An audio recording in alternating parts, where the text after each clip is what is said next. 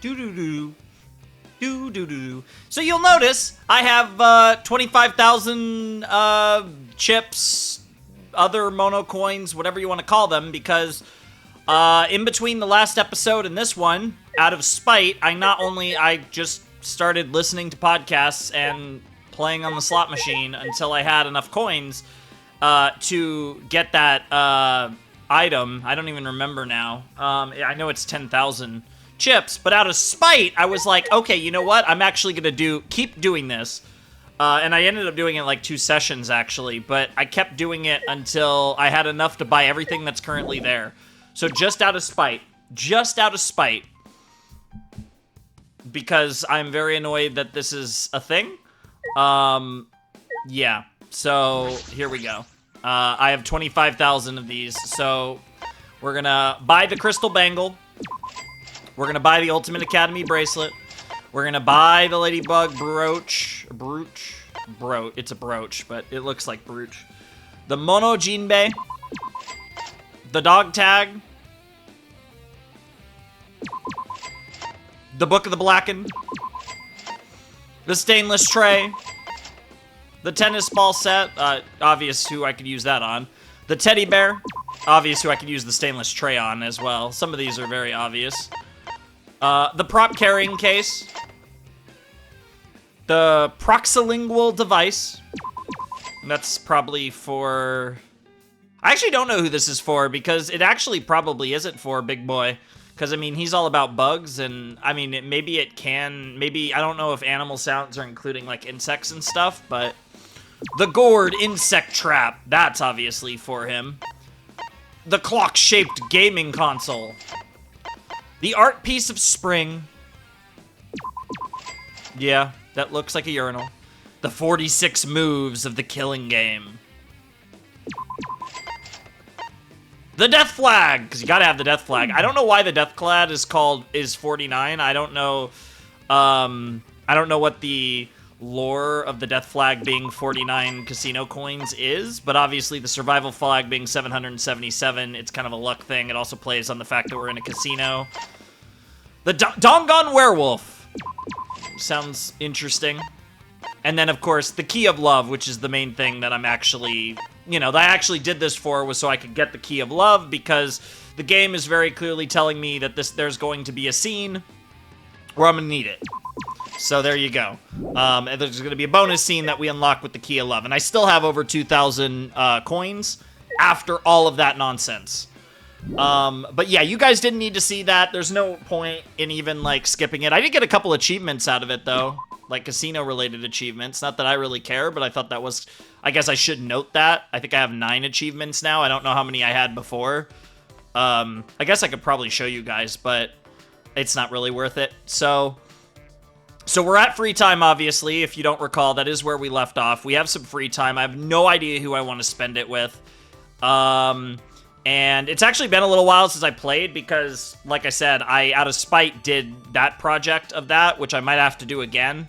I'm more prepared for it now, so that's cool. But, yeah, I have no idea who I should hang out with. And there's definitely a lot of characters I'm interested in hanging out with. Oh, yeah, I guess... Yeah, we might as well get... Yeah, get these all... Yep. Yep. Yep. Yep. Yep, yep. Yep. Yeah, it looks like none of these items are accessible any other way. Again, I probably won't even, like, use them, but maybe I will, with the exception of, obviously, the Key of Love. Obviously, the Key of Love is going to trigger a Oh, did I miss something? Obviously, the Key of Love is going to trigger... Was there something further down? What did I miss? No. Ah, Danganronpa Werewolf, that's what I missed. Let me just double check, make sure I didn't miss anything else. No, we're good. Okay. Yep, we're good. So obviously it's going to trigger something at the Love Hotel, the Hotel Kumasutra, which is probably going to be really funny if I had to guess. So it's probably going to, hopefully that scene is awesome. Hopefully that scene's, like, not super short either, because it would be nice if I feel properly rewarded for my efforts. Because honestly, getting 10,000 wasn't too bad, but I obviously got 25k out of spite just so I could get everything. At least that was currently available. I don't know if I'm going to do that for the rest, but I might, just out of spite. It's not going to matter to you guys, because you guys don't have to suffer through that with me, obviously. But,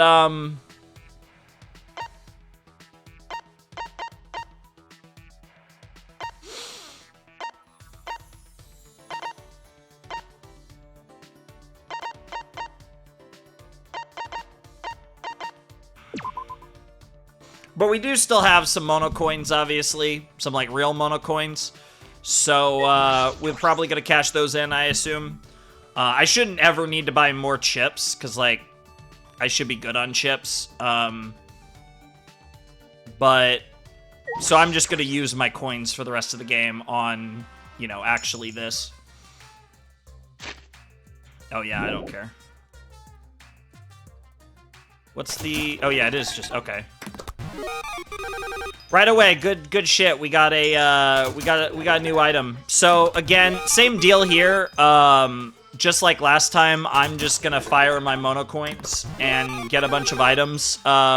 So obviously I didn't do this. I didn't prep for this, but this doesn't take that long. So yeah, I'll see you guys in a sec. I'll either fast forward this or skip through this, but we'll actually get into the episode proper. Momentarily. Like I said, I'll probably just fast forward this, but yeah, I just wanted to kind of update you guys real quick before we actually got into the free time events, and then whatever comes after this here in chapter 2, kind of what the deal is, what's going on with the I'm a picture book artist. That's a funny name. What's kind of going on with the whole deal here, and basically the fact that I grinded the slots and got myself a bunch of coins to buy all the items at the premium exchange counter, and now we're gonna actually use our mono coins, so that's fun. But yeah, anyways, I'll see you guys in a few as we begin our free time. Hello everybody, we're back. I finally, when we got down to the last, like, 70 or so mono coins I had, I started just throwing them, like, 10 at a time. I think I eventually just threw, like, the last, like, 48 and got a new item. My repeat rate is about 94%, which gives you an... Oh! I guess I got one final one. Oh, well, I did put 40 in, to be fair. Okay, there we go. But yeah... So I just figured I'd spend all my mono coins. I'm probably not really going to need them anymore because I have coins in the slot machines for future items. And you guys can kind of just get a quick view of everything I have. Obviously, I don't have all the items, but I have a lot of them. I'm sure there's some interesting ones in here. There have always been. Dreams Come True Spellbook. Well, that's pretty obvious who that's for. Pretty obvious who that's for as well.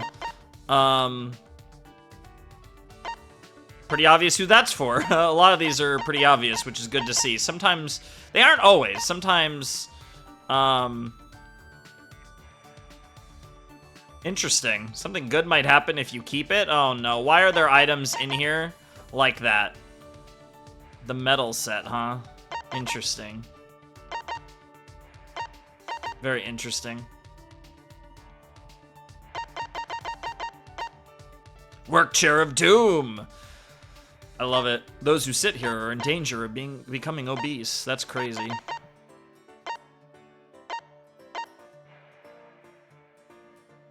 A compass that ignores the North Pole and South Pole and instead points to the owner's loved one. A must-have for stalkers. That's crazy. Interesting. So there's a stalker among our group, potentially?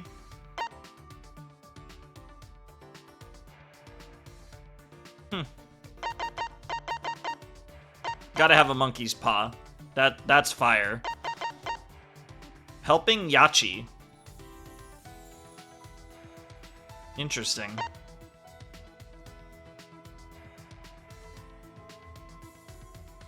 I wonder who the popular voice actor is. Marigold symbolized despair, huh? That's really interesting.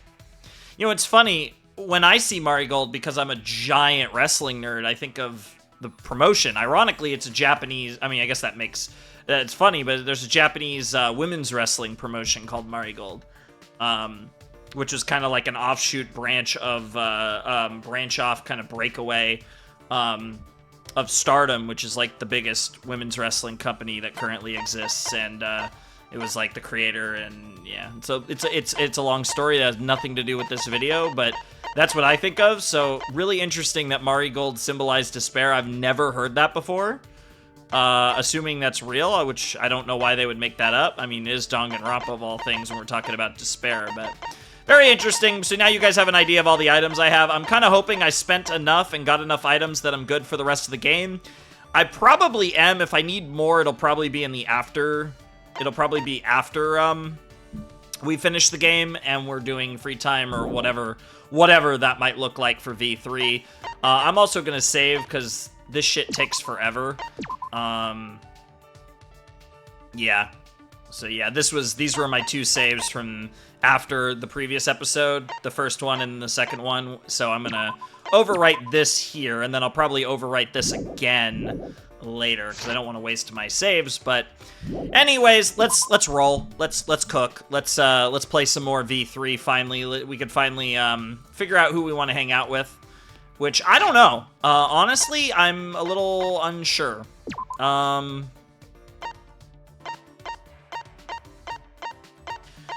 I also just don't know what my strategy should be. Like, I don't know if I should be going for... Like, I don't know what my strategy should just be. Do we just commit to one character at a time and hope for the best? Or should I spread the wealth? I kind of think this time around, I kind of want to commit to a character or characters. And just hope they don't die. So Kokichi is one of the characters I want to do, but I also think he's probably making it near the end. So I'm tentatively going to not do him first. Kibo's interesting. He'd be fun. I think I'm gonna do Kirumi because I really like her, and I'm scared she's not gonna last long. I wouldn't even be surprised if we lose her this chapter. Maki intrigues me. I feel like there's stuff there. I mean, they're obviously hiding a lot from her. Is she even the ultimate child caregiver? Did she lie? And if she isn't, I mean, I guess it is the ultimate child caregiver lab or whatever. Is there more to that? It feels pretty obvious there's more to that. I don't necessarily think she's necessarily an evil character, but I definitely think there's a lot of sus with her, and it involves shit that she's hiding from us. That seems pretty obvious. Tenko could be fun. Definitely am not against that. Tsumugi would be cool, especially, not just specifically because she's like a hardcore, like, weeb otaku type, but also, you know, I mean, come on, her likes are, of all things in her likes, it's Eva Foam. Like, shockingly, we really haven't gone Evangelion with her references outside of her literal likes, but I feel like at some point we gotta reference the GOAT show or one of the GOAT shows, so that's fun. Angie's an interesting one. I'm excited to get more into her, and then obviously I love Miyu. So I think at the end of the day, I'm between Miyu and Kirumi for who I want to commit to first. Maybe I spread the wealth between the two of them and go back and forth, because maybe we don't want to actually do the same character over and over again. So I think I'm going to do Miyu and Kirumi. I think that's the move, because I'm worried. I'm a little worried about either of them making it super far in the game, whereas the other characters, like, I guess Tsumugi as well, I'm not sure how long she makes it. But I think the other one that I'm, like, really excited to do is Kokichi, and I feel more confident in Kokichi lasting than I do Kirumi or Miyu. I could see all three of them being pretty close to endgame, but I think of the three, I'm most, I'm most worried about, and obviously Rantaro would have been one, but, you know, as would, of course, our girl. But, you know, those aren't options at the moment. So, I think I'm gonna go Miyu, Kirumi, and then probably after that, I'll commit to Kokichi and maybe Tsumugi, maybe Tenko. And that's, of course, assuming Tsumugi is actually even still alive at that point. That's kind of where I'm going, I think. I mean, I obviously, of course, want to do all of them, and we only have so much time, and that's part of the gimmick of the game. But I think we're going to commit to Miyu and Kirumi for now, so whichever one I find first will be who we're doing. Okay. Well, I guess it's Miyu. No idea what I have for her, but hey, you know, is what it is. Interesting. She's near, Kaede's lab. What the fuck is up with that flashback light? You can't just mess with someone's memory using light. It's been a while. Should I hang out with Miyu for a while? Yeah, I'm already catching up to my Let's Play, so I need to start grinding the Let's Play, get way ahead again. If Monokuma can do it, then the gorgeous girl genius Miyu Aruma can do it too. I'm gonna make one myself. Interesting. That's a fun first deal with her. It's interesting too because like Kaede would have had different ones clearly. Like that's like really interesting. I'm like curious like if in the free times are we gonna be able to do report cards as both Shuichi and Kaede, because that would be really cool, and that would also give us presumably different interactions, which would be fun. I somehow ended up growing a little closer to Miyu. Of course. Let's see what we got. Like I said, I didn't really look that closely. She's an inventor, she's a pervert, so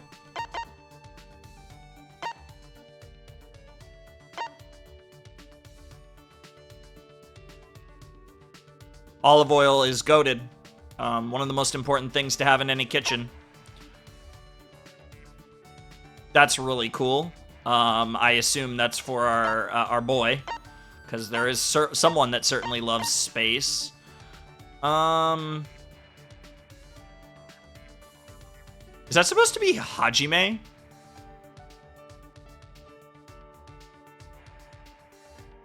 It's interesting that's Gyoza, too. Because that doesn't... I mean, I guess that's... Maybe it's supposed to be Makoto, but I actually think it looks more like Hajime. Also, sukiyaki caramel sounds disgusting. Yeah. I love sukiyaki. It's actually something that, you know... I mean, to be fair, it's basically just Japanese-style hot pot. It's not like it's not even a defined dish exactly, but delicious. And I like caramel a lot, too, but yeah, no. Bunny apples is cute. Greek yogurt? Okay. So a lot of food. These are like food options.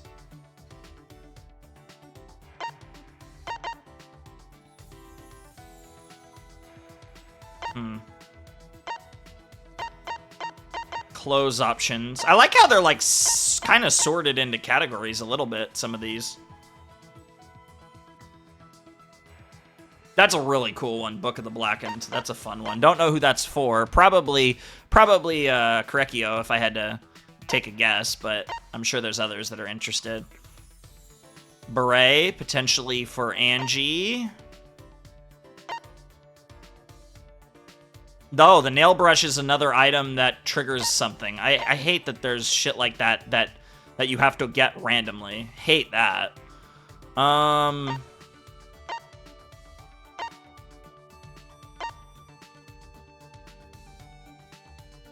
I mean, to be fair, actually, I wonder, she might be into this one, too. It's obviously works for Kibo, but she might be into this one, too.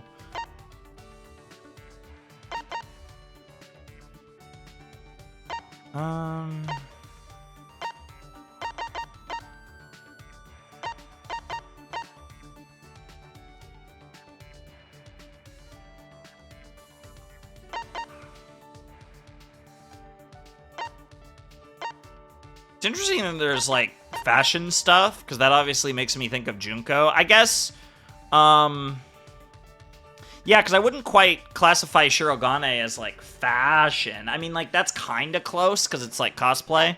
Also, I just realized I have 69% of the items. Nice.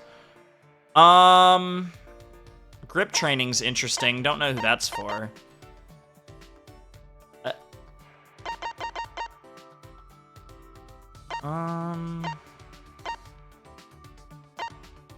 I'm looking for something that just obviously feels like it would be Miyu. I mean, robot oil I could obviously use for... Yeah, I have 6 robot oils, which I can obviously use for... So I'm going to try and use the, where is it? The latest machine parts catalog for her, because I have 6 robot oils I could use for Kibo. So hopefully this works, and this isn't just Kibo. Wow, I've wanted this for a while. I never expected you to have it, Puichi. Fucking slugs! Why didn't you give it to me sooner? Jeez, you just wasted my precious time. Hey, Puichi! You ready? Huh? Ready? What was that? Huh, don't look at me like I just blew up a dove with a rocket launcher. I, Miyu Aruma, the gorgeous girl genius, am gonna devote my time to you. And you'll entertain me in return, right? You'll leave me 100% satisfied, right? Huh? I don't know about that. Huh? Are you saying you invited me without making any plans? Awkward. You motherfucker. Typical. When men see the heat I'm packing, they get all nervous and stiff. Well, honestly, the way she talks, I think it would be really funny if, like, her tits are, like, a lot smaller than they look, and there's a lot of smoke and mirrors, maybe even a little inventing going on in there. I don't mean, like, silicone. I mean, like, she's doing some crazy, like, propping up of her tits. That would be really funny, and I think in character for her. But I actually think it's a lot more, it's almost like in the weirdest way, it's more adorable that, like, she's, like, low-key kind of, like, embarrassed that her tits are so big. So, like, she's, like, so she leans into it, because that's, like, the way she thinks, like, oh, I'm so fucking hot, my tits are so fucking big. Even though she's actually self-conscious about them being so big, right? Because I think that's something that, like, you don't see a lot in, like, media. I think you'll see girls sometimes, I mean, obviously, you'll see characters in general, regardless of gender, but especially women self-conscious about their bodies and stuff.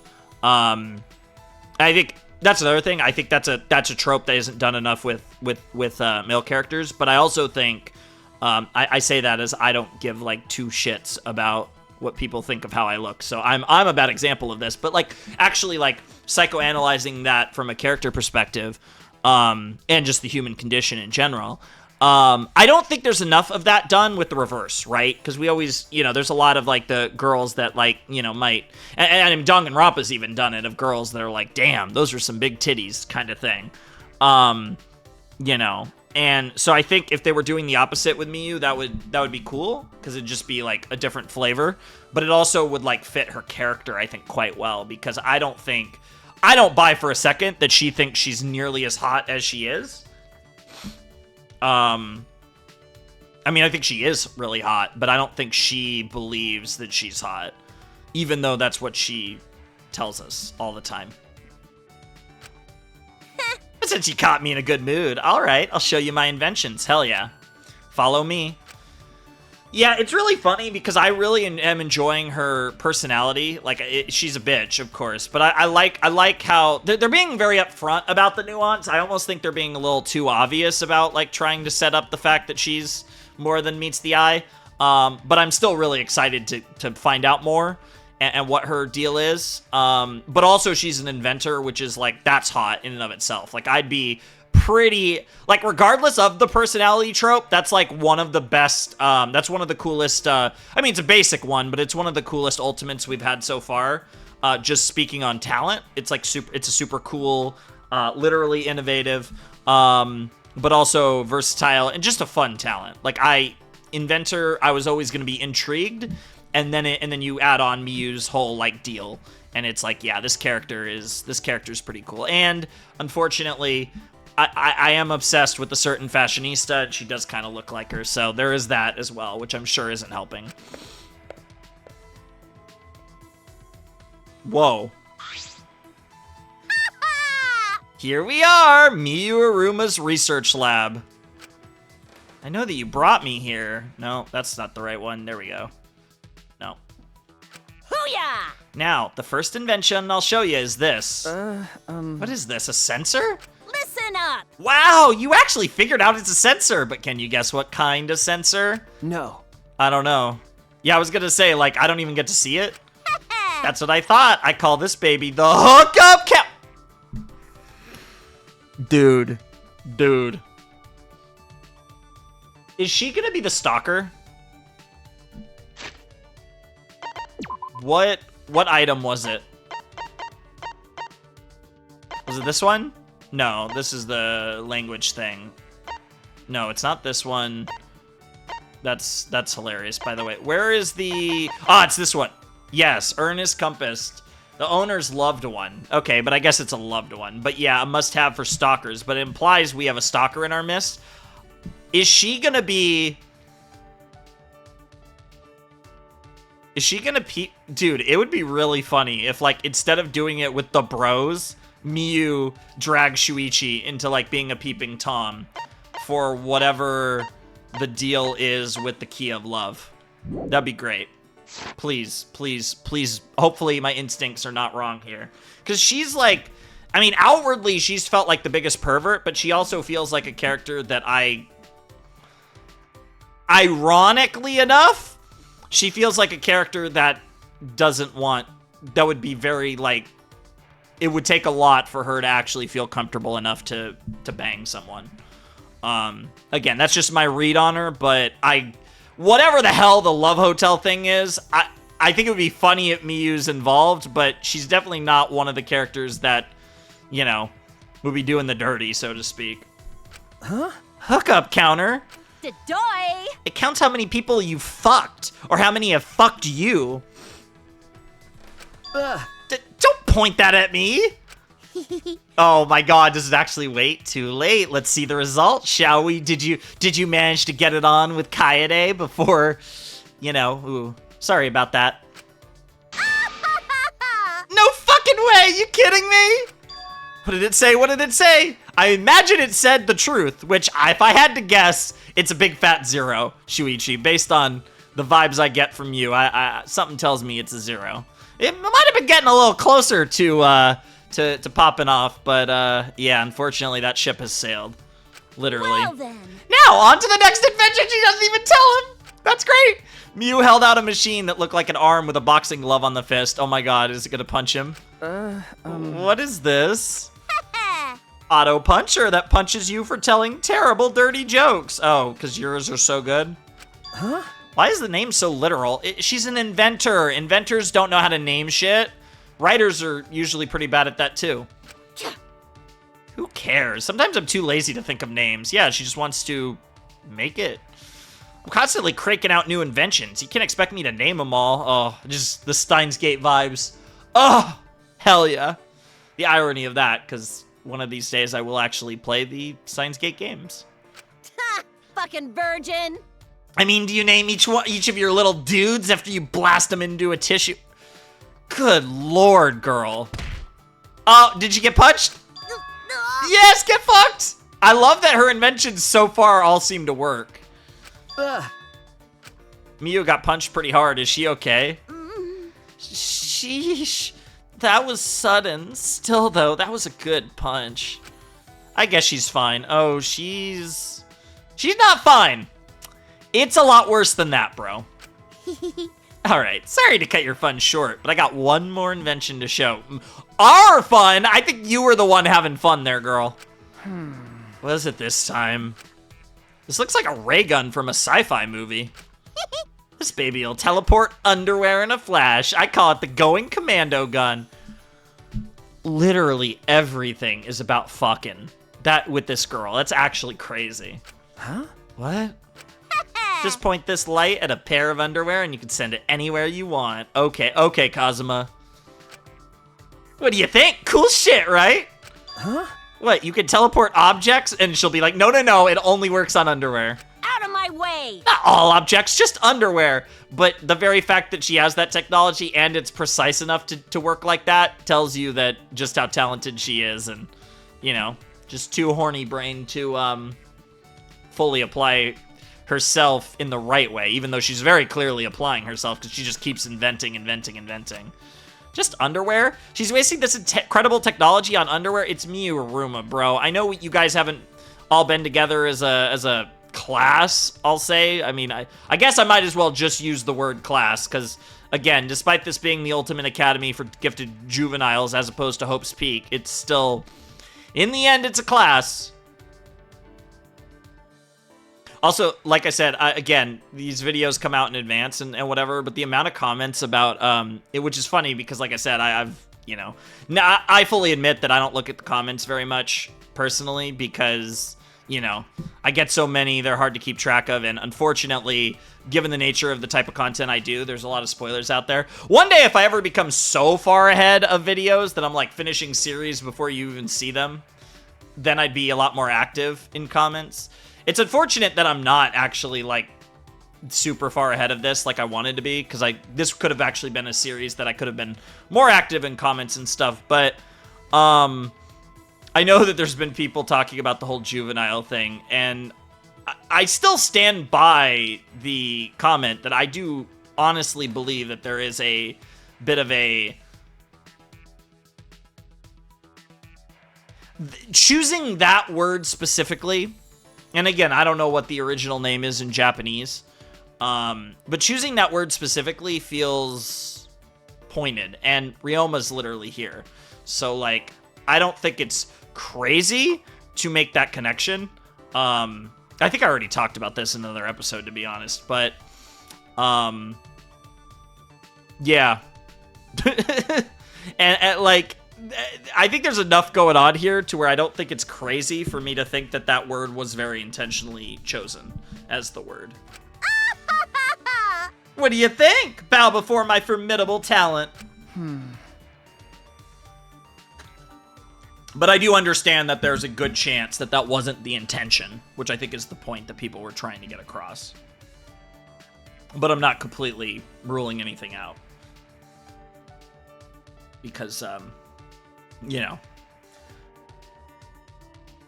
Some of you are clever, so I'm not ruling out any S-tier gaslighting.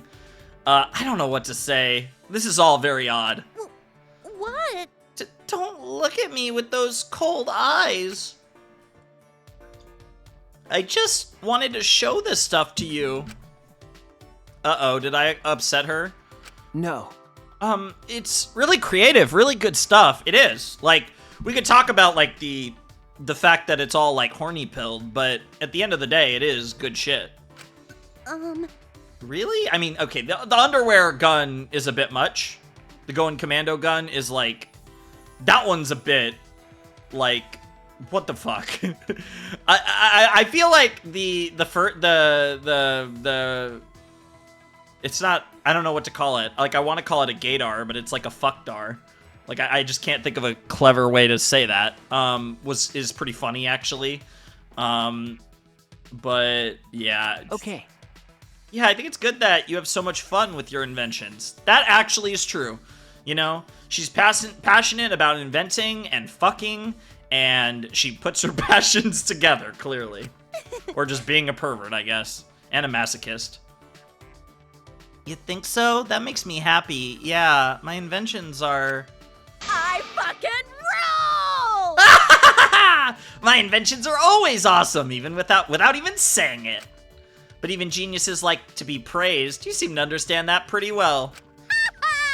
You know, you're pretty alright. I'll treat you real good from now on. I doubt that. Just make sure my technique doesn't blow your mind too hard. Great choice of words. Blow, huh? Wow. You'll treat me good. So you're not gonna test anything on me, right? I mean, she already did with the, yeah, she already did. She didn't test the underwear gun on you, but she did test the, how many times you get laid dar on you. Classic level up. My brain feeling a bit scrambled, I returned to my room. Good shit. Love it. I hope you guys enjoy my calculus on... All right. Looks like there's still some time left. I hope you guys enjoying my calculus on who I'm spending time with. That I'm like, okay, I'm worried about Kirumi and Miyu's long-term longevity in this series. So, because of that, I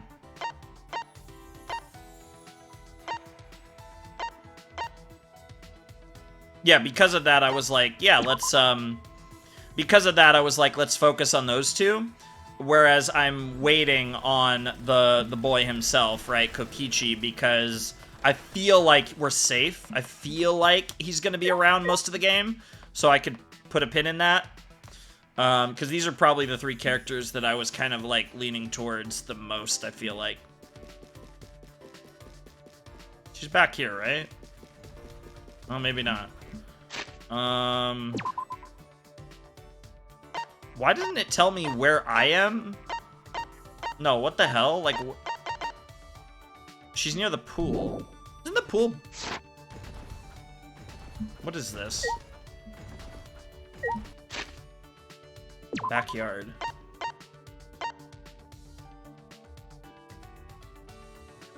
Did I just, like, blitz? I just blitzed right past her somehow. Oh, is she in the pool? Is that why? Or, like, in the pool area? Is that what that was? 'Cause, yeah, this is the pool. That's Kokichi. Oh, she's got to be in the pool area then. Okay. I guess? That's what that was? Yep. Okay. Yeah, I got a little confused on that one. Let's talk to Kirumi. That is correct. You know, Shuichi, the best detectives in the world were alive during the Victorian era. Are we talking about, like, have you read many novels about the detectives of that era? I would imagine he probably has. And I guess, yeah, she loves all her Victorian era shit. If you do not mind, would you tell me which detective from that era you admire most? Wonder if we're gonna get a question, or... I always forget, though, that this stuff is, like, irrelevant, because, yeah, no, it's these are just the generic things, so it does throw me off. Same with, like, the let's make the flashback light thing. Kirumi and I spent some time discussing detective novels. It's funny, too, because Danganronpa is like a murder mystery story. I mean, at least 1, 2, and V3 are. So, that's kind of fun. Kirumi and I grew a little closer today. And also, that genre is ginormous in visual novels. I don't really know where that trend started. I don't know if it's Ace Attorney or if it goes further back. Because I know, like, Ace Attorney was a huge part of how Danganronpa came to be, inspiration-wise. But, like, there's Ace Attorney, there's Danganronpa, there's even other, like, things that are, like, literally, like, a lot of the visual novels I've done on the channel are, like, murder mystery, like, detective-style stories, which, again, format-wise, they really fit. But yeah, anyways, let's give Kirumi something. I know I have the plate, but I think I only have one of those. Do I have anything that's, like, obviously Victorian?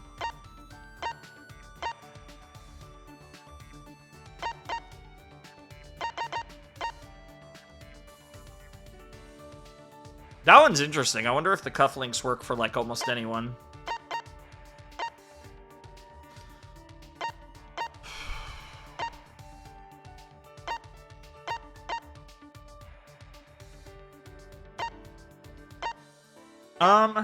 Because I only have one of these stainless trays. I know it's good for her, 100%. I'm gonna try the sewing kit. I think she'd like a sewing kit. I never told you I needed this, but is it truly alright for me to have this? Thank you. This will help me immensely. If I use this can help everyone as well. Yeah. So that's cool. So now I have 3 more items for her, so I'm good with her for a while as well. How can I help you? Huh? Help me? I will grant your wishes. Give me any command. I will do anything for you. I don't really have anything to ask of you at the moment. How? Why did you talk to me then? That's... Well, I was thinking that we could spend some time together. Is that all right? I do not agree. No, not at all. If that is what you wish for, then I will wait by your side forever. It's so weird, right? Because, like, the Kirumi thing is, like, she's so loyal, and I do wonder where... Because she seems to be, like, a good person, but there is a little bit of the undertones of, like, is she almost, like... There are these weird undertones where it almost feels like she's a little bit of a... Peko Yama type. But, like... at the same time, she was kind of like a maid for hire that was basically like a do anything you need, wink wink for hire, based on her like little backstory that we have. And it's weird because, yeah, she seems like, yes, in this situation, I'm happy to do anything for any of you. But it does kind of just feel like if somebody was like, yeah, I own you now, you're going to do whatever I say for the rest of your life. She seems way too open to like saying yes. So I'm really curious like what her rules and her code and her boundaries are with this. Because she seems really open to literally doing whatever anyone wants. So I'm like really curious to explore that more and see where those boundaries lie, and where they don't, what isn't too far. So please do not hesitate and request anything, because she's been very emphasized the fact that it's like you can ask me for anything, and obviously nobody really wants to abuse that privilege, but at least it's interesting too because nobody in this group does. But like, it's funny in like DR1, I could absolutely see a Celeste, maybe a Byakuya, but certainly a Celeste, take that privilege. And in DR2, Hiyoko perhaps. It's funny because in a weird way, Nagito had a little bit of that, where it was like, hey, if you want to kill someone, hit me up. I'll help you, even if I'm going to die in the process. But yeah, it's interesting how this group doesn't really have somebody that's like blatantly taking advantage of it. Because like Kokichi, he's more of like a troll than anything, no matter how sinister his intentions might be.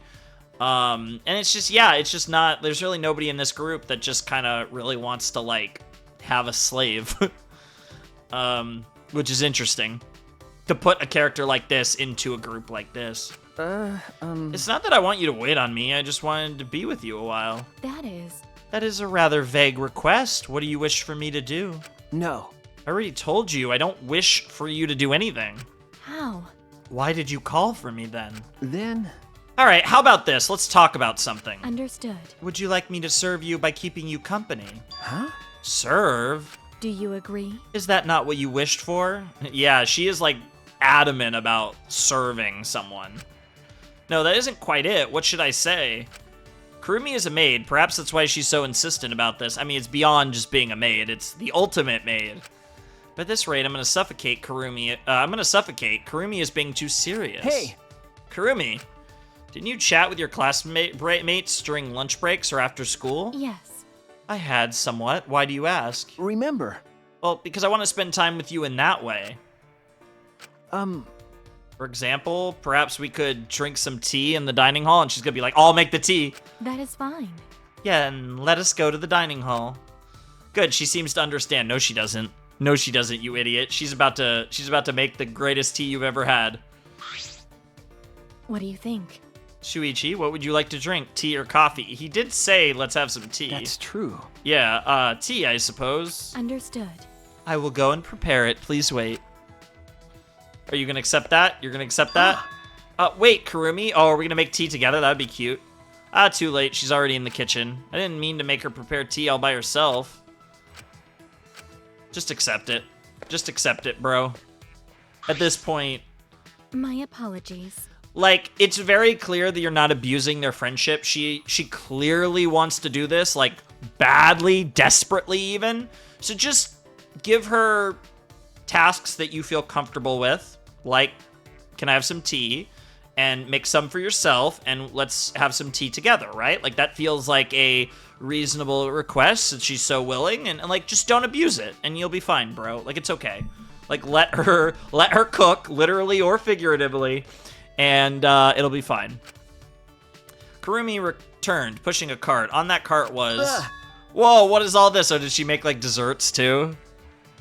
Yes. Tea and crumpets? It is your afternoon tea. Well, I could see that, but I've never seen something so extravagant.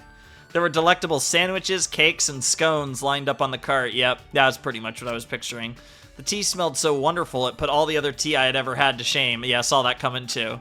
She prepared all that in just minutes? Is this the power of the ultimate maid? Please, go ahead. Shuichi, please sit here. Thank you. I sat down, but noticed Kirumi standing still with perfect posture as always. Kirumi, aren't you going to sit? This is the classic, is that your command? sir? But if I sit as well, then I cannot serve you. No.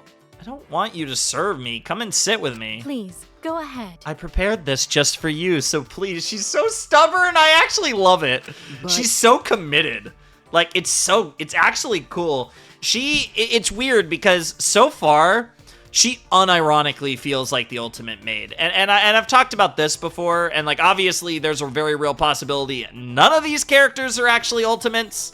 And that's, you know, one of the many possibilities as far as the weird shit going on in DRV3, but I like she feels so committed to her talent, and it reminds me of certain powerful lines that have been said earlier in this series, but I can appreciate that a lot, and sometimes it just feels like, oh, this is a character that just so happens to be like good or have a passion and a talent for X or Y thing. But in Kirumi's case, I buy it. Like, she truly feels like the ultimate maid. May I? Shuichi, you commanded me to prepare you tea. I will do my best. And I intend to complete any requests given. Please enjoy this tea. Okay. Interesting. That's actually how it went. That's the end game of the interaction. Kirumi waited on me hand and foot, and I returned to my room. The tea, the sandwiches, the scones, the cakes, they were all excellent. Bro was like, I'm not gonna not eat this shit. I don't know if I've ever actually had scones before. I think that's a big thing in the UK, if I'm not mistaken. Which would make sense, because she's got her whole Victorian maid thing going. That's a little terrifying. This is an official announcement. From the Ultimate Academy, it is now 10 p.m. For now. Everyone is out now on work duty for now. Bedtime, Ursine. I like bedtime, Ursine. That was cute. Nighttime already. Day really flew by, too. As I lay in my bed, Ryoma's words came back to me. Reason to live. When I really think about it, what do I have? I want to see my family and friends again, but is that a reason to live? But... I wonder how it was for Kaede. I'm sure she had plenty of reasons to live. That's the kind of girl she was, absolutely. But why am I thinking about this? I shouldn't be thinking this stuff. It's really interesting, right? Because the thing about Shuichi is, and I talked about this before, obviously, that Kaede was like, by Danganronpa standards, she was like too good. She was too good of a character that she was like, which would have made for an interesting protagonist because her character arc would have been a lot different. And for a while, I was actually wondering if her character arc was about a descent as opposed to an ascension, like it was with your Makoto and your Hajime and your Komaru, right? And I mean, even Toko, to a degree, is kind of like a pseudo-main character in UDG. But focusing on Makoto, Hajime, and Komaru, all of those characters didn't think much of anything about themselves, right? You know, Makoto being an ultimate lucky, Hajime being, as we would find out, a reserve corps student, and Komaru just being a girl. Like, not even a connection to Hope's Peak at all. And in all three of those cases, you know, a big part of the story of Danganronpa is about these seemingly normal people evolving into something truly special because of belief in themselves, belief of others, others' belief in them, etc., all these hopeful concepts. And the funny thing is that I actually, it's kind of one of the underrated things that I really love about Danganronpa 2 and Ultra Despair Girls is I really felt something about the journeys of Hajime, Hinata, and Komaru and Naegi that I just don't feel for Makoto. And I've always talked about it, like, I'm not a big fan of Makoto. I get why people like him, but he's just not my thing. Like, I still do stand by the fact that he's my least favorite protagonist in this series. And then, like, yeah, even if you want to extend that into supplementary material like DR0, that stands by, because whether you want to, because that really had two truly, I think, that truly had two main characters, even more like 50-50 than like UDG was with Toko and Komaru. And both of the main characters in Zero, Ryoko and Yasuke, are incredible. Both of those characters are phenomenal, right? I mean, I would argue they're probably better than any protagonist we've had in Danganronpa main stuff, probably. You know, you could maybe... I think Hajime is an interesting character. I think Hajime is a really smart choice of protagonist in a way that, whereas Makoto truly feels like, to me, quite generic. Hajime was a nice spin on that. And then Komaru, I love her character arc. I love her journey, and just everything they do with her and Toko in UDG from a character standpoint is awesome. In DRV3, you get Kaede Akamatsu, who is far and away the most complete character that we get to start a journey, and it was very unsettling, and we find out why that is by the end of chapter 1, why we had a protagonist like that.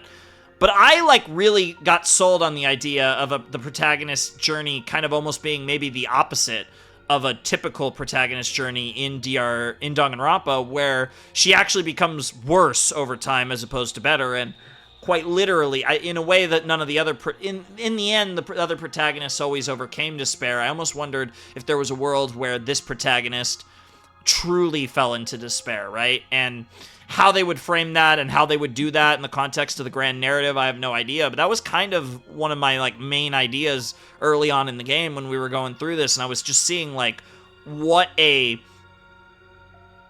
complete character Kaede felt like. And obviously, Shuichi felt more like a Danganronpa main character than Kaede. I wonder why. So now here we are, and we're getting the more traditional Danganronpa protagonist with Shuichi that lines up a little bit more with your Makotos and your Hajimes and your Komarus of the world. And it's really interesting to kind of take that from this point where, where Kaede is used as his launching pad into the future, but obviously he's still going to struggle with his doubts. And I do wonder... I think, this, setup is probably the coolest setup for a protagonist in Danganronpa, at face value without knowing all the context, right? Because obviously, there's so much lore that goes into Hajime Hinata as a protagonist in particular. And again, if we want to go into subtle, if we want to go into the non-mainline stuff, or, I mean, to me, I consider DR0 part of the main line, but I know that so many of you haven't read it. Ryoko Tanashi is probably the greatest example, I would say even more so than Hajime Hinata, of, a character where there's a lot of lore-related, context that you only truly know at the end of the story. But it's really cool to kind of piece all that together.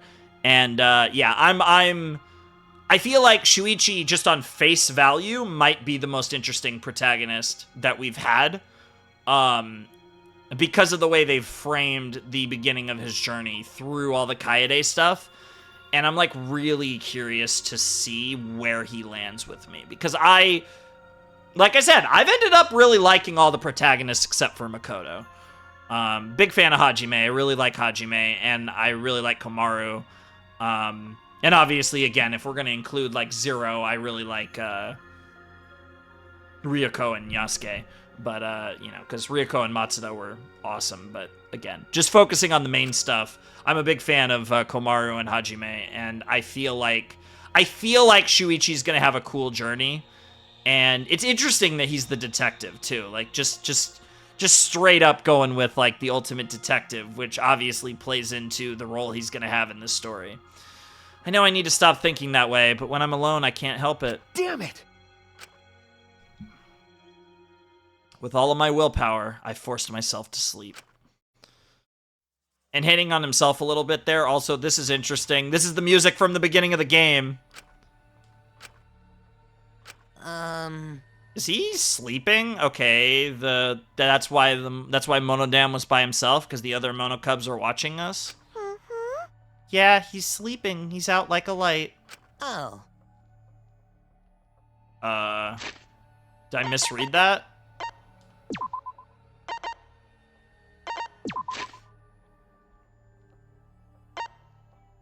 Yeah, he's sleeping. He's out like a light. Like a like. Okay. You mean out like a light. Yeah, yeah. That's actually funny. More importantly... Who cares? Just hurry up and leave the present so we can get out of here. Don't rush me. Jeez, it's dark in here. I can't tell which is which. We about to wake up? Okay, no, we're gonna get our Monokuma Theater. Okay. College entrance exams are a big milestone on par with finding a job or getting married. I would say yes to finding a job, but I don't know. To me, I guess regrettably a lot of people get married multiple times, but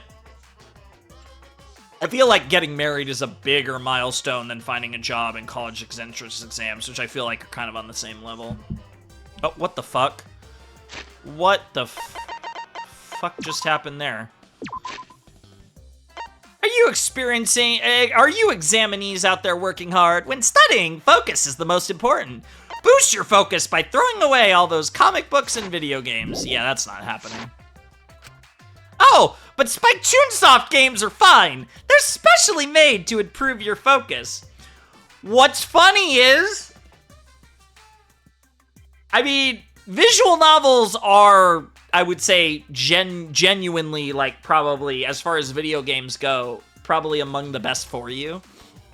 You're not gonna get a lot of hand-eye coordination out of it, but as far as, like, just, getting literature, right? Because, like, this shit is literature. It's fucking visual novels, bro. And I'm not even memeing, like, it really is. And I think, like, in a way, a level beyond your typical video game. And obviously, I don't think video games are good or bad for you. I think it has everything to do with how people consume them. But I will say that, I don't know about improving your focus, but I guess there's a lot that goes into actually experiencing, like, a game like this. And burn those pictures of your girlfriend! You don't have time to indulge in good memories! But make sure you don't burn your actual girlfriend, because you'll go to prison for that. A little surprised you're not advocating for that. Prison might help you focus, but then you wouldn't be able to go to your exams. If you can't focus at all, it's also good to confine yourself somewhere and study. I recommend confining yourself in an enemy's base. The thrill of studying in a place where you might get caught does wonders for your focus. Oh, and I also recommend studying in a disaster zone. Okay, Monokuma. Also, what in the world is this picture? The thrill of studying in a place where you could actually die does wonders for your focus. Does it? Oh, and I also recommend studying in the middle of your exams. The thrill of knowing it's too late to get any studying done does wonders for your focus. With my advice, you'll beat the competition, so get out there and do your best. Great. Lovely, Monokuma. Sure, bro. Oh. Heroes shouldn't be asleep on the job. It's pathetic. Heroes. This kind of feels like Miyu, but who's she calling a hero? Ah! Or is this gonna still be the Monokubs? Oh, Monokuma himself, okay. Yoo-hoo! Good morning, although it's technically still night. Do you feel well rested anyway? Huh? Monokuma? Nice face, Shuichi. You definitely look your best in the morning. Too bad. You could look better, though. I'm pretty picky about people's morning faces. What are you doing here? How rude! My time is very valuable, you know. Since you fell asleep during still clutching the love key, already. I went out of my way to come wake you. I really wish you were more appreciative. Love key? You mean this thing I won at the casino? Yeah. I'll tell you how to use it. Huh? How to use it? That key opens the way to a very special place. A place you might have seen in the vicinity of the casino, hint, hint. Oh, right, that building. I suppose it would have this kind of key. Woohoo! like you figured it out. Thrilling. Good. A healthy teenager's brain is supposed to be obsessed with sex and lust. Now then. That key you got there should help you clear out some of those carnal desires. What in the world is going to be in this love hotel? Because it's probably not going to be what you'd expect. Huh? Oh, are you starting to get worked up? Are you ready to let it all hang out? Now then, please read the instructions. I'm terrified. It's time for the talk. The love key talk. Is this going to be like a gimmick the whole game? This is a key that is used to unlock the love suite. When night falls, you and one other person will be invited to the love suite. There, you will be part of that person's fantasy? Excuse me? Is this a game? The love key is a game mechanic? They will see you as their ideal and basically just swoon all over you. Think of it as a kind of dream that lets you escape this cruel, dark reality. That's why it's so important to play the role that person wants you to. If you do something that breaks character, the other person will wake up in anguish. Interesting. And what happens there stays there. Memories are wiped when you exit. It's like a one-night stand within a dream. Probably best that you both forget it. What in the world is this game cooking? Well, then that's it. Stay safe. Enjoy. Oh my god, bro even said stay safe. What the fuck? Oh, you seem skeptical. Why don't you try it out for yourself then? Go ahead. Take that love key out for a spin. Looking forward to it. I'm assuming it's going to alternate through all the characters. I'm assuming we're gonna, or at the very least, we might literally just get one with all of them. I don't know. Now then, let's let love take hold of you. It'll make you sweeter than a bear's honey pot, or we get to choose the character. I watched Monokuma bounce away stunned. The key felt heavy in my hand. Well, I suppose it couldn't hurt. So we just go to the... I mean, why wouldn't I? No, it's not going to choose. Okay, it's going to choose for me. What in the... Oh my god, it's Samugi. Oh my god, it's going to be some weeb shit. Oh, I'm already... Oh, this is probably one of the ones I was most excited about. I'm terrified for Miyu's. I like that it just chooses for me because I didn't want to have to choose. Every time I come here, I play the role of their ideal, like some shared fantasy. What kind of fantasy does Sumugi have? Well, it's obviously going to be, like, weeb-coded, but that could actually be a lot of things. Hey! Sweet Chi? That's an interesting nickname. What's wrong? Would you prefer I called you? No! I'm not saying it. I'm not saying it, because it's not Big Brother. That is a line that you have to say in Japanese. I'm almost surprised it isn't Japanese right here in the translation. Would you prefer I called you Big Brother? I don't wanna. You don't wanna call me little sister, do you, Sweet Chi? Oh, does she want to be big sister? Big brother, little sister. She's a fucking weeb, bro. What is going on here? Jeez.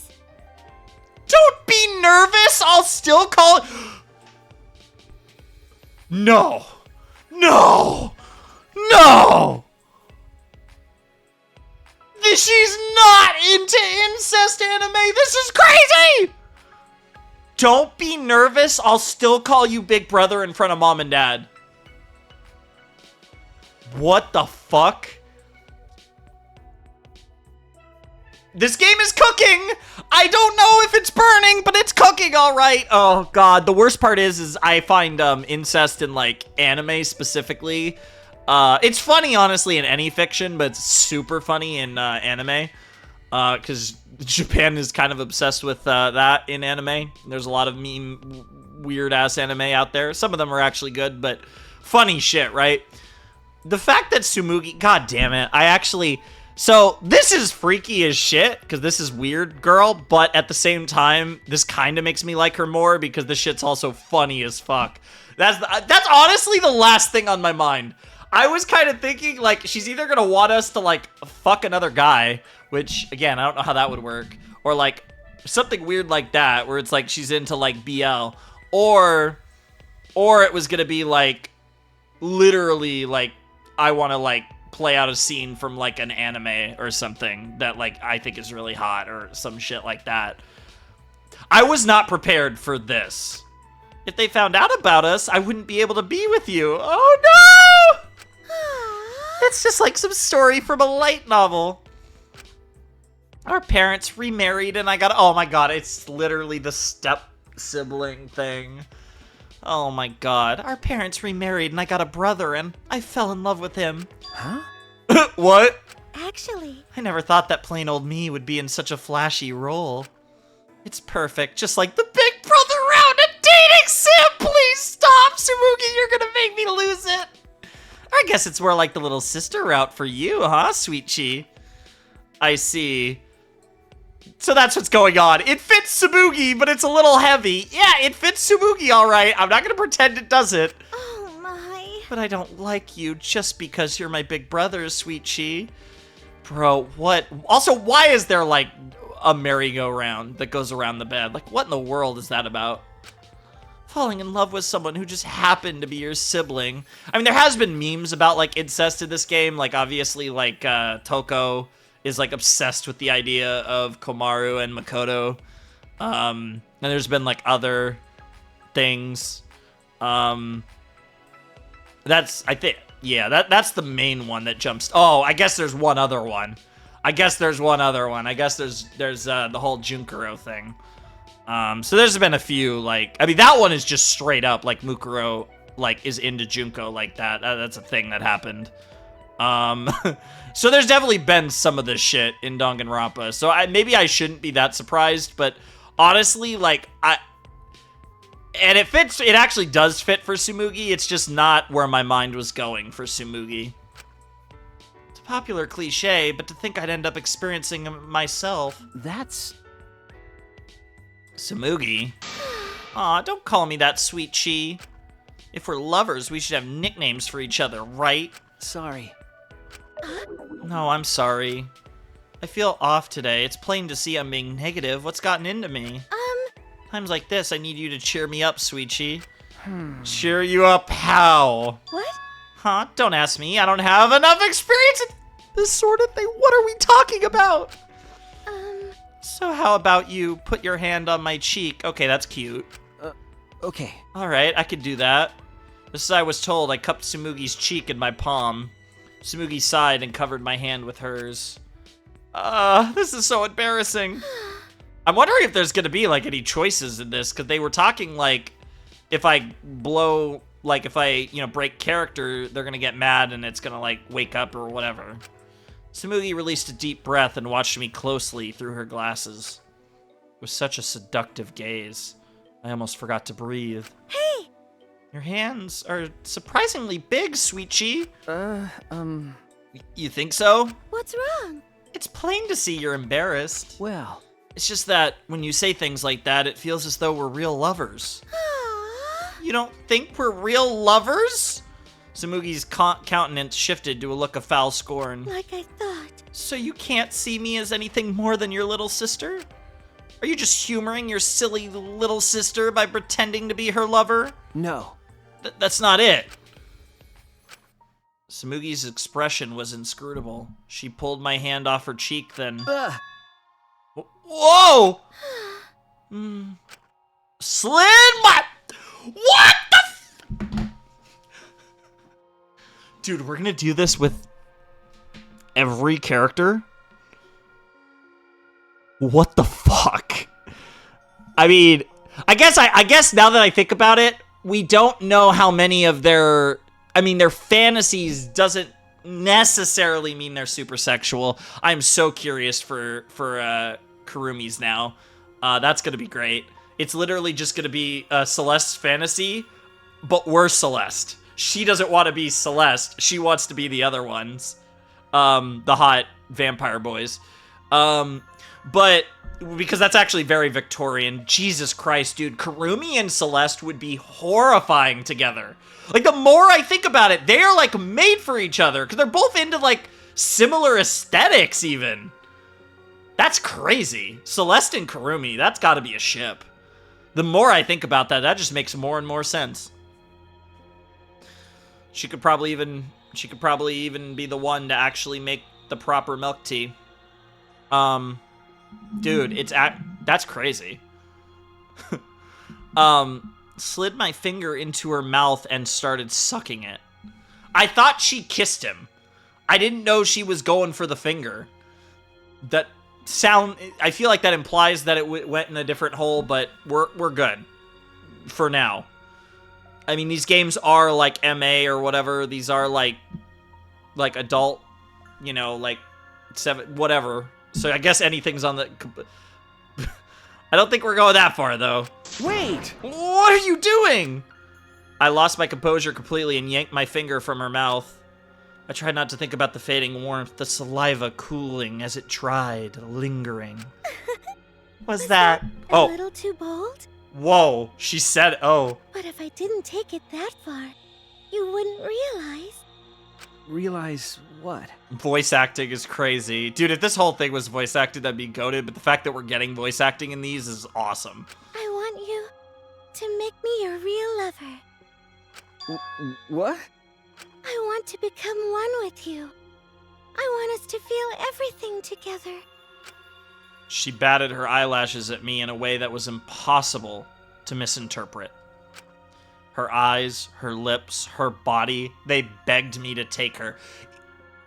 Like, unironically, it's really interesting because Danganronpa has, like, toyed with romances without actually doing them.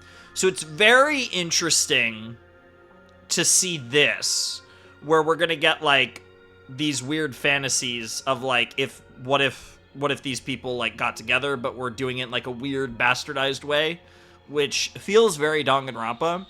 But it is actually really weird and kind of cool to see scenes like this. Because this is like a new experience. This feels like something that is like, I would have been interesting to see in the other 2 games. And I appreciate, like, the effort. Like, this is cool. The fact that this is an optional thing, too, is crazy. Because this is a long-ass scene, and we're presumably going to get a bunch of these with the way they're framing it. I like you, Sweetie. If I ignored these feelings just because we're siblings, I'd regret it the rest of my life. That's how much I like you. Her lips a smile, she sauntered toward me. She spoke slowly, letting every syllable sink in. I love you, Sweetie. Yeah, I was gonna say, she said the wrong L word there, but there it is. I felt like her voice had wrapped around my brain, caressing it. I couldn't help it. She had me. This dialogue is great. Does it end there, or...?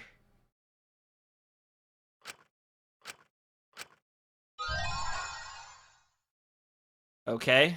Love Sweet theme. That's cool. You've acquired a new theme. Giving it up at the Hotel Kumasutra. That is crazy. That's crazy. Giving it up is wild.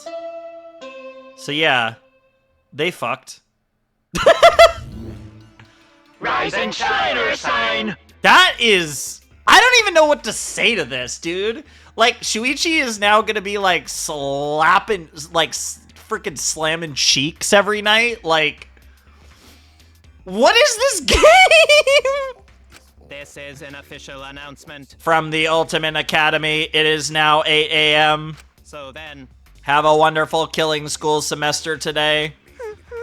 A wonderful announcement, Monodum. I can't believe this is your first time. Hey, This isn't really your first time, is it? Hey, is this really your first time? This is the first time. Why are we talking about first times right after what just happened? Ah, you're blushing. How cute. More importantly, Anyway, we dropped off some presents in your rooms. Yeah, that did and happen. that's that. Cower in fear, cause hell starts here. so long, farewell. Nice. What, is it morning already? Last night was Sumugi? Was that a dream? Even if it was, I'm still feeling it. A present? What does that mean? It's clearly this. I don't really even care about my coins. I mean, I guess I should still do this, but I don't really care, because, like, you know, I'm gonna get coins from the trial, and I, again, probably won't need coins again until a long time from now. When did this get here? It looks like a monopad, but it's not. I wonder if it's gonna be like our parents, that type of shit. It says Cubs pad on the back in fine print. Huh? Interesting. So it's a second device? When I touched the screen, the device came to life and started playing a video. Kaito. All right! Back by popular demand, it's time for the motive video! Kaito Momotive's motive video. Interesting. I wonder if the game here... This is really interesting. So I wonder if we're all going to get a motive video for different characters. It's not going to be our motive videos. It's going to be motive videos for different people, and we have Kaito's. Interesting. Who's the most important person in your life? And now, without further ado... Kaito. Grandparents, presumably. Kaito Momota, the ultimate astronaut! Thanks to his exceptional talent, this young man is already an astronaut trainee. Wow. Wow. Our team has managed to score an exclusive interview with his grandparents. Excuse me? They miss their grandson terribly and hope he returns to them safe and sound. But don't just take my word for it. Really? Let's hear it straight from the source. Really? Kaito, as long as you're alive, I don't need anything else. What the fuck is this? And we had that game, we had whatever the fuck that was at the very beginning of this chapter, and now we're getting this, and presumably presumably each character is getting one of them for a different character. Like somebody has Shuichi's and so on and so forth, and we're probably going to, we might tell each other or we might not. Or we're all getting Kaito's, I guess. I really hope we all got a different character's one. That'd be cool. But if it's just Kaito's, that would be interesting. But No matter what happens, you must live. You must never give up. Please, live on, for our sakes too. Their only wish is for Kaito to live. sure. Will Kaito be able to fulfill his grandparents' wish? Because the way Monokuma's saying this, this definitely wasn't for Kaito, even if potentially he got one too, if it's all of them. Ah, yes. One more thing. Shortly after this interview wrapped, these old farts suffered an unfortunate accident. What? What kind of accident? Wow. It's a secret! Find out for yourself! Just stoking a little extra fuel in that fire, huh, Monokuma? Very interesting. Huh? What was that? Motive video? Could this be another one of Monokuma's motive? Yeah, dumbass. Even if it were, why do I have Kaito's motive? Because either all of you got Kaito's to, like, fuck with you, or more likely, you all got somebody else's motive. No. Oh, I think I'll think about that stuff later. I should hurry and tell Kaito. I ran out in the hallway on a mission to find Kaito. Alright. Who are we gonna run into? Is it gonna be Kaito or someone else? Well, I assume... I mean, just out of curiosity. If I try someone else's door... Yeah, okay, we don't have a choice. Kaito, Kaito, Kaito...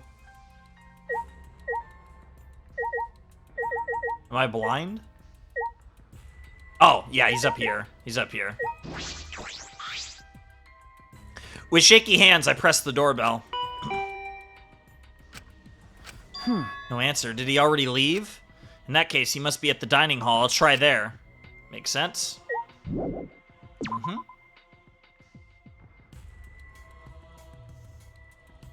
Very dramatic tone to this. Continuing to work. Always building new things. Now they're working on this rock, presumably. I don't know.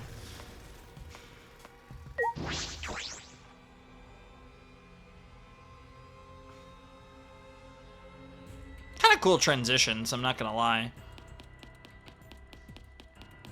No, that's a classroom. So dining hall's gotta be up there. I can't even see it. Yeah, there it is. Okay.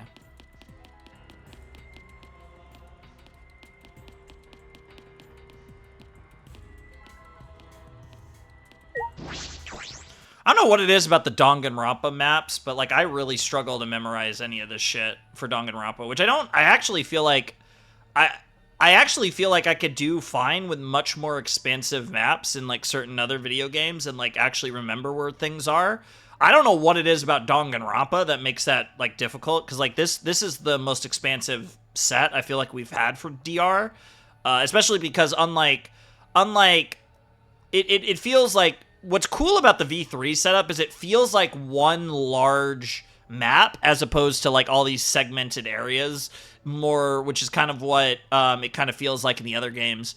It just feels more like fluid, which is really cool. I like that. But yeah, I'm terrible at knowing where to go in these games for some reason, which I don't necessarily always have an issue with in some games. Kaito's not here either? Hey, has anyone seen Kaito? You seem in a panic over the Cubs pads, if I'm not mistaken. Huh? What? You're not the only one who got one, Shuichi. Uh-oh. We all did. Yes. We have all been given motive videos. However, they have been mixed up. Huh? Mixed up? When I woke up, there was a Cubs pad in my room, but the video on it wasn't even mine. May I? Smoogie, we should discuss this once everyone is here. Oh, sorry, you're right. What do you mean, once everyone is here? Yes.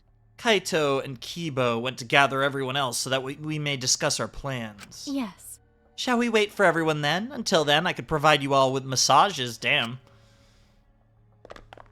Well, there's everyone. Thank you for waiting. We gathered everyone else. Oh, dear. Bee-boo. My word, and after I was about to finally experience one of Kirumi's famed massages. What is it? What do you mean? Are you also suggesting that I cannot read the air? Well... So what is it? Why did you drag us here? Come on, man. I tell you, it's about the Cubs pads. Monokuma gave us a new motive. We can't not talk about it. Is that so? The thing that looks like another monopad, was a motive. Huh? Maki, haven't you watched the video on the Cubs pad yet? Okay. No, I ignored it because I figured it was something stupid. That's actually really courageous in a weird sort of way. Hey! You don't have to speak up, but this is important, so you should at least listen. So? What are these videos? No doubt there are more motives for Monokuma, but why were they all mixed up? Honest! Part of the motive. Yeah, why Gonta get Sumugi's video? Hey! No, don't say it, Gonta! Huh? I heard it. I see, so Gonta has my video. Yeah, it's motivations for who to kill. What happened? Huh? Gonta not supposed to say it?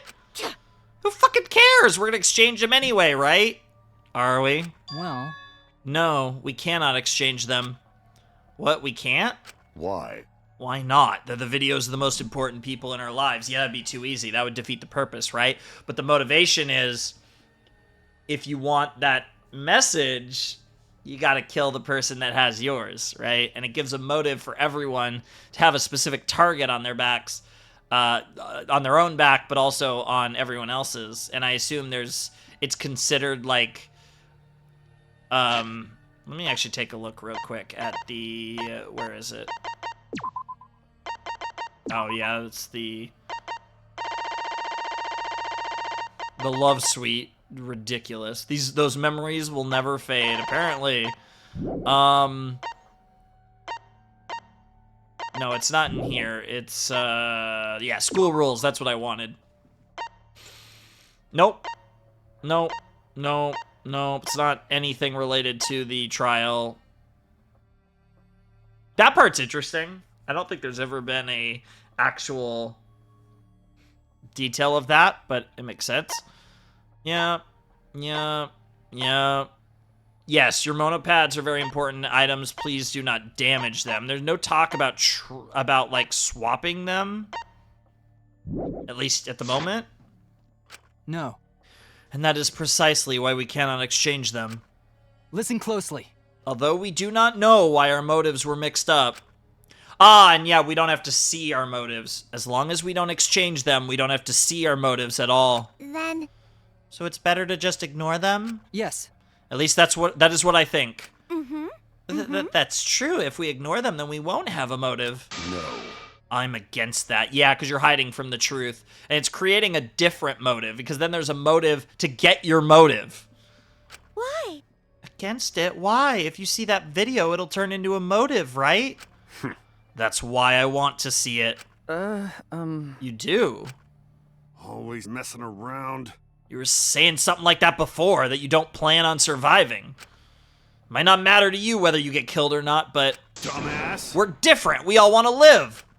Wake up already. You're like some zombie wandering around with no will to live. That's not exactly how I'd describe Ryoma. No will to live, huh?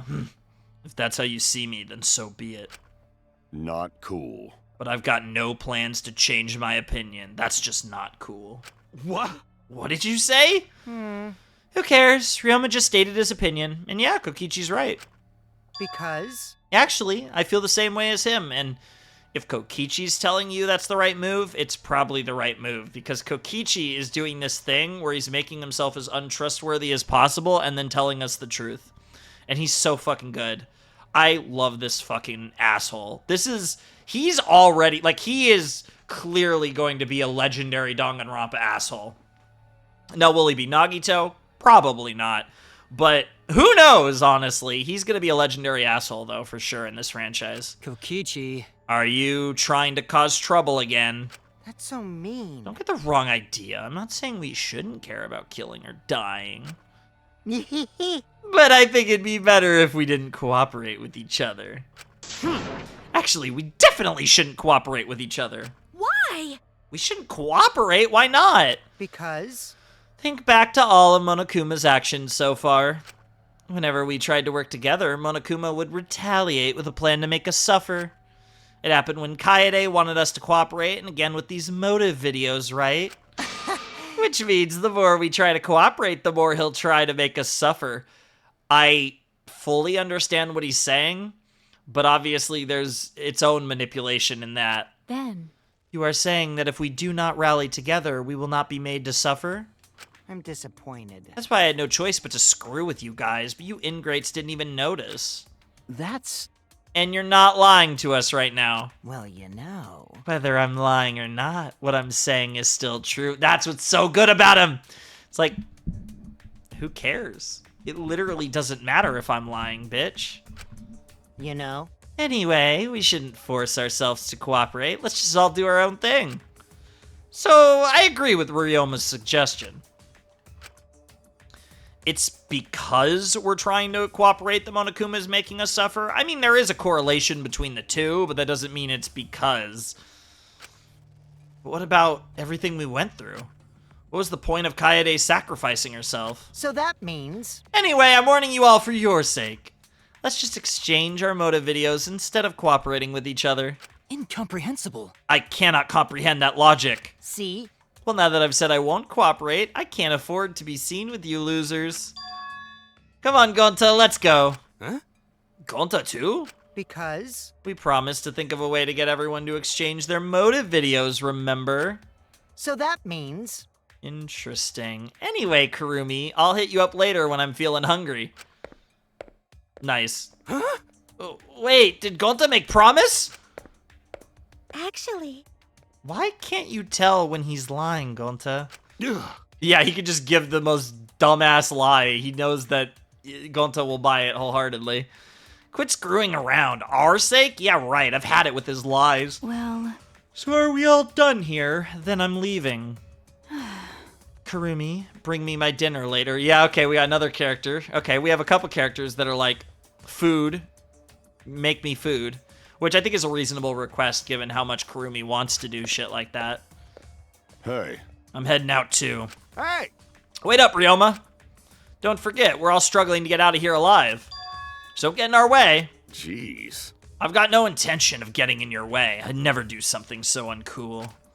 By the way, Kirumi, could I get you to clean my room later? Okay, they're all starting to do Kirumi things. Interesting. Actually, You guys are relying on Kirumi too much. No, Kirumi is very excited about that, though, I'm sure. I do not agree. Serving others is the true desire of any maid. Huh. You shouldn't spoil people, though, especially degenerate males. Is she about to follow up with, Kirumi, can you do this for me? In any event, Our cooperation is the #1 factor in our suffering, is it? How, I wonder, will this turn out? I will observe with great interest. I shall observe. Oh, and Kirumi, I shall have you record my observations. I trust you to do it properly. Well, I'm certainly not going to hang out with a bunch of chumps like you. That being said, Guess I'll go back, take a shit, and get some sleep. Kirumi, think of an invention for me, okay? What the hell? How much is everyone going to depend on Kirumi? that is troubling. My workload has increased significantly. This calls for a more tactical approach. Come on, you can't spoil them. They'll just turn into ungrateful leeches. Wait, what's wrong, Himiko? Are you hungry? Right! And how about we eat together? Kirumi, 1 tripe hot pot, please. I've never had tripe. Tenko, you're giving her more work? But if it's in the service of girls, then it's fine. Himiko's got nothing to say. Himiko? What's the matter, Himiko? You don't like tripe hot pot? You don't get it, Tenko. Himiko isn't hungry. I know, because I have the almighty Atua. What? Whatever, let's just enjoy some tripe hot pot. Jeez. You're so careless, Tenko. Interesting. In the end, those of us that stayed behind had tripe hot pot for a quirky taste on breakfast. Take on breakfast. I'd be down. Why not? We also promised not to show each other the motives. Cool.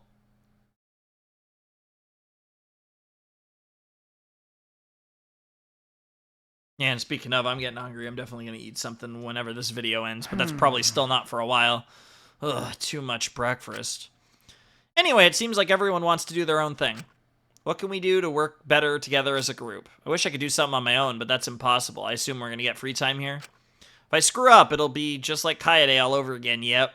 It's no use. I did it again. I can't keep these thoughts out of my head. I can't stand around doing nothing. I promised her.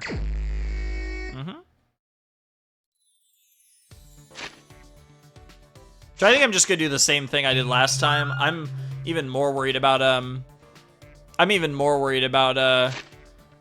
Kirumi now, because they're doing like Kirumi things. So I'm a little concerned about like Kirumi, because she clearly has a lot to do this chapter. And I just don't know. She's such a capable, and she's such a, like, losing her, and she's, like, really cool, and, like, losing her would be a big blow for sure. So I just am a little scared because of that. Oh, they're in that building, which building is that? That is the dorm. Oh, they're in the dorm. Okay, that's simple enough. In fact, it looked like both Miyu and Kirumi are in the dorm, so that's like a win-win. I'm gonna assume the other two are in their rooms then. So yeah, we'll do the same thing. We'll just alternate between Miyu and Kirumi for now. What? The hell do you want? Why the fuck would I hang out with a small fry like you? She's blushing though. Should I hang out with Miyu for a while, even though it might not be safe to ask? Huh? Small fries like you should be salted and eaten. Well, I might get something that has fries. Or just like, now I want fries, and that's not something that I have around, so if I want fries, maybe I have potatoes, but damn, now I have to order something. I really want fries now. God damn it. But I guess I'll hang out with you since you had the balls to ask. Nice. I spent some time with Miyu. I somehow ended up growing a little closer to Miyu. Somehow, right?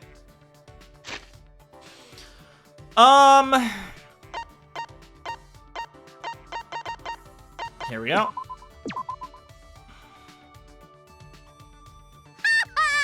Whoa, I've wanted this for a while. I never expected you to have it, Puichi. Fucking slugs! Why didn't you give it to me sooner, Cheese? You just, yeah, the same reaction. I'm in a fan-fucking-tastic mood today, too. Sure looks that way. What? Hey, why the grumpy face? I know, you're all plugged up, huh?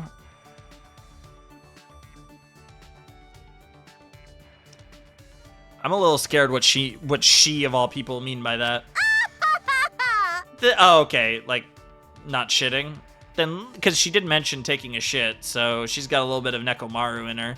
Then let me give you something to get things moving. Ha ha ha! Why is Miyu in such a good mood? It's a little creepy. Hey!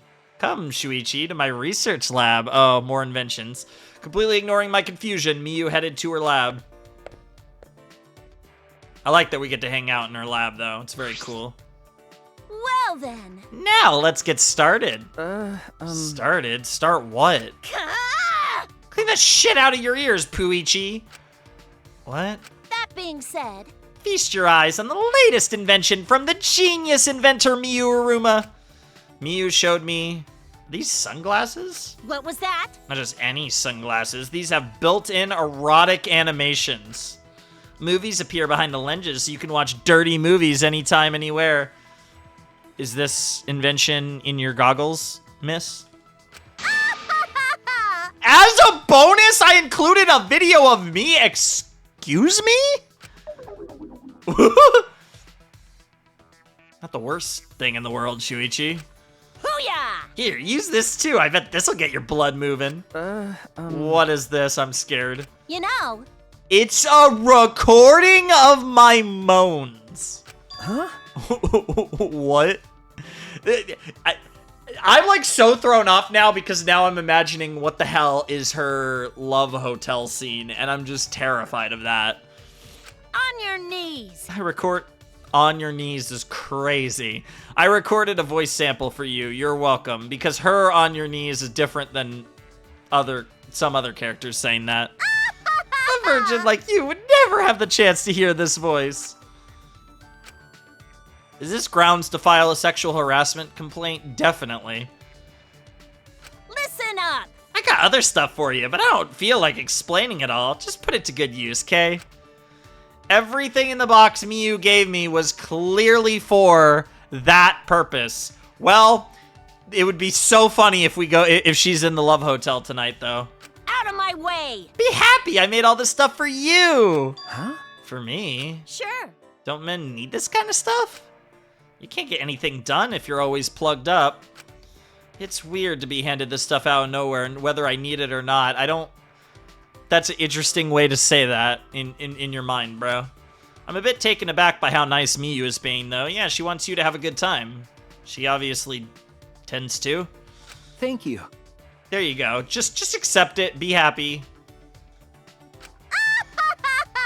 See? Being honest ain't so bad now, is it? I like how honest you are. Since it's you. Sure. I guess I could share my secret with you. Oh, no. Huh?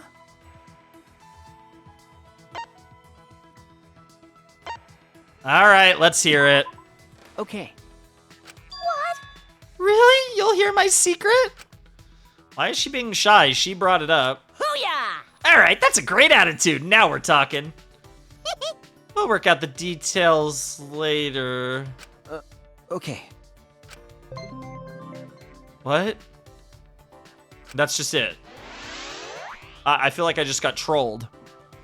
Miyu was clearly in a very good mood as I returned to my room. What do I do with all these inventions anyway? Love Hotel, man. I guess. I don't know. I really want to do her next free time event after that to be continued. But I'm gonna stay disciplined and do this two potato approach. We're gonna... Is she still here? Nope, they've moved. Okay, of course they did. No, wrong button.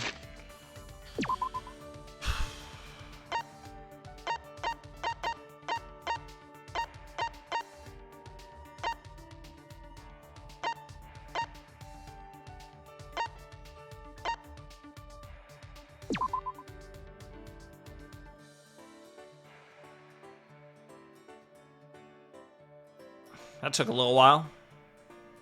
Where was she?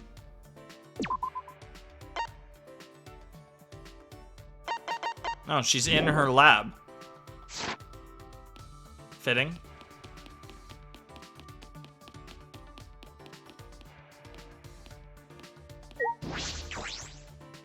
What better time to go see her when she's already in her lab?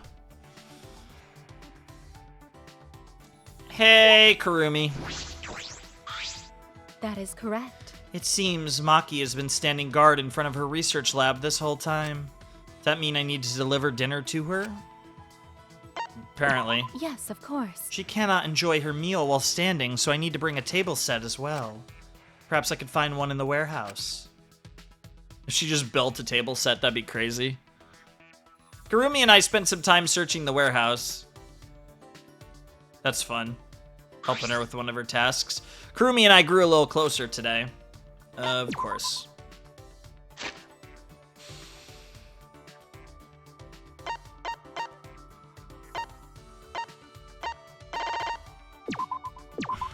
Alright, let's do it. I will do my best. Will there be duties where I must use this? Then I will accept it by all means. I will grant your wishes. Am I mistaken? In that case, I will use this to aid you. Shall we begin then?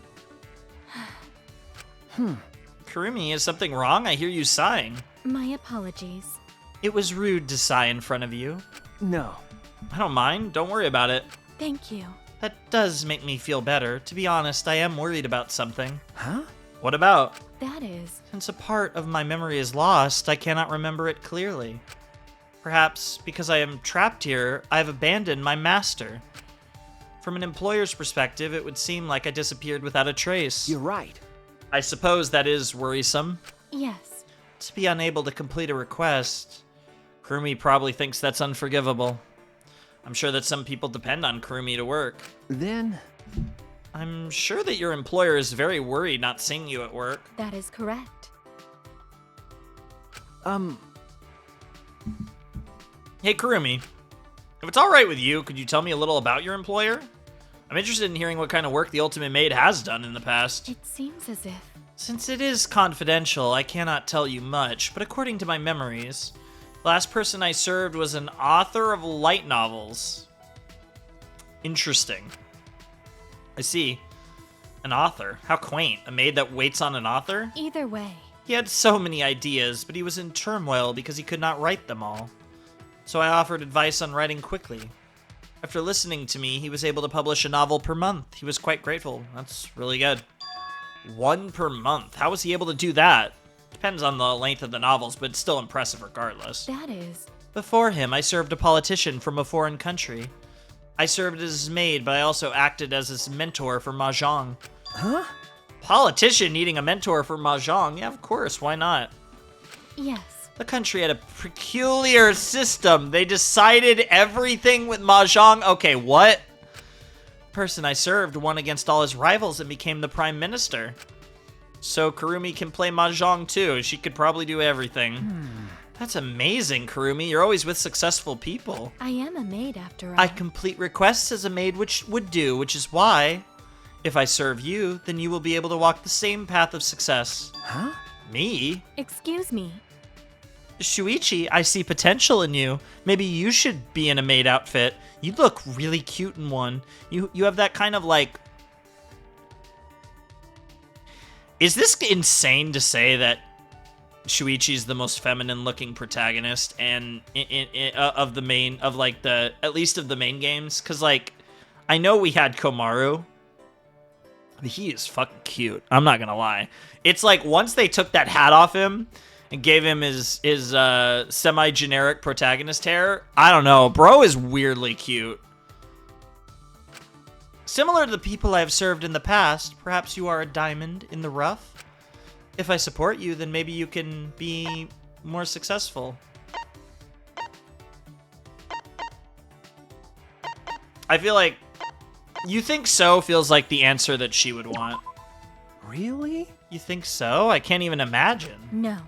You just have not realized it yet. I am not mistaken in what I see. I hope she's right. Maybe, but remember, I was only picked to be an ultimate by coincidence. May I? Shuichi, humility is a virtue as well. But you are self-deprecating. You should believe in yourself more. Kirumi. That was a sweet interaction. Very cute.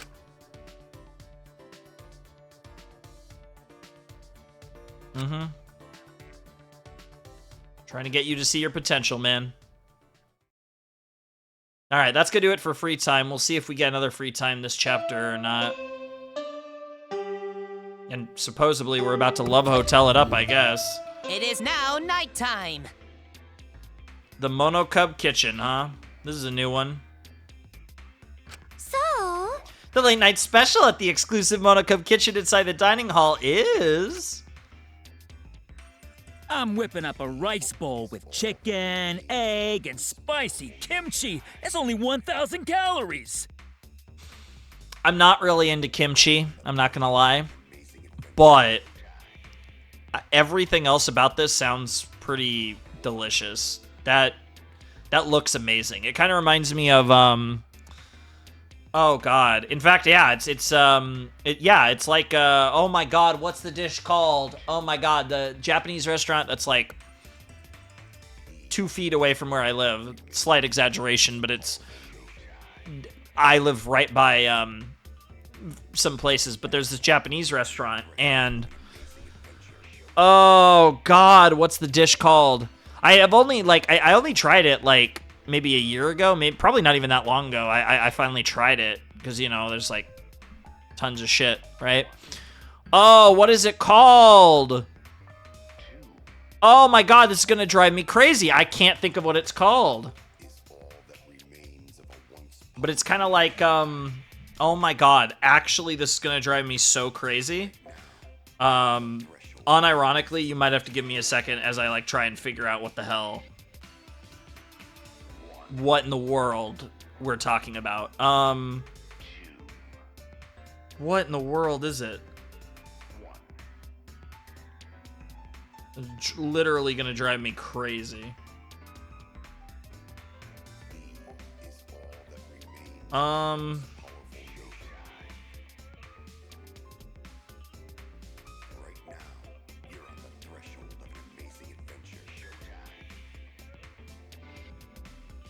I can't think of it for the life of me. I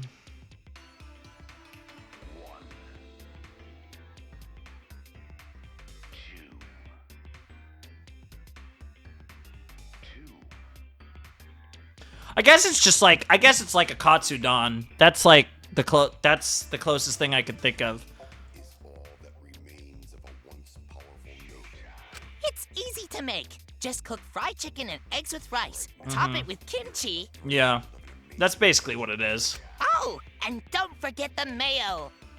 Voila, bon appetit. That looks amazing, though. Like, even beyond just the fact that it's like anime food, you know, that does look awesome. By the way, this here's for Monocubs only. We ain't sharing any with yous. I love it because they're literally like anime characters here. But yeah, I guess that makes sense. We got to give people a little despair and make them hungry right before dinner or right before bedtime. Bam! How you like my culinary chaos? Which is not appreciated because I'm getting very hungry, and like I said, I'm not gonna, you know, I'm definitely gonna get something to eat before or after this video. So long, farewell. I wouldn't eat that greasy food even if they threatened to kill me. What the fuck are you talking about? That looked great. But Anyway, nighttime already, huh? I guess to be nighttime, I start thinking about things. Is there really no way to save Kaede? I ask myself questions like that, because no matter how I think about it, what happened to her is my fault. Wait, another one? Is someone here? The doorbell's ringing. Interesting. Darkness time. Kind of like this theme. Kind of waiting to hear where it goes. No? Okay. And it's Kaito. Yo! Hey, come hang out with me a sec. Huh? Now, but it's nighttime. Come on, man. No rule about walking around at nighttime, right? Huh. I'll be waiting at the courtyard. Did he somehow find out we have the deal? Kaito wasn't listening. He turned and quickly walked away. Courtyard at this time of night? What does he want? Could it be about the motive video I have? But how does he know? Wait, should I even go at all? Something might happen. Well, obviously we're gonna go, because that's the way this game works. Dude, I like this darkness time theme. Interesting. Korekio? Hey. Oh? Are you going out, Shuichi? Okay. Yeah, Kaito asked me to come meet him. Ah, yes. I saw him near the Wisterias, so it was you he was waiting for. In any event. But having a secret meeting at a time such as this, do you intend to exchange motives? No. I don't know, maybe. He just asked me to meet him, I don't know why. I was merely joking, however. However. It would be understandable for one to come to that conclusion. Please keep that in mind. Well. Since I have witnessed you here, I suggest you avoid taking any foolish actions. In any event, good night. I mean, it's very possible a murder could happen tonight. Now I'm even more worried something could happen to me. I mean, I feel like we have to get two rounds of, oh, and there's Kirumi as well. We have to get 2 rounds of FTEs before something serious happens, but we've gotten 2. I think it's fully possible we get another round, but it's also possible something happens tonight. Kirumi, what are you doing? What was that sound? From her? What am I doing? I'm returning to my room. Yes, of course. Also, it would seem that the rooms of the deceased are now locked. Huh? Really? Yes. Monokuma must be responsible for this. It seems as if... Rantaro in particular seemed to know more than he let on. Perhaps there is something in his room that Monokuma does not wish for us to see. You're right. Well... Either way. At any rate, we cannot do anything about what has already come to pass. May I? I shall return to my room. I bid you good night, Shuichi. That's a little too close to I bid you adieu, as I say. Interesting. Nobody else seems to be around. Or not in the rooms anyways. Let's see if we run into any other witnesses. Okay, we're running into quite a few, actually.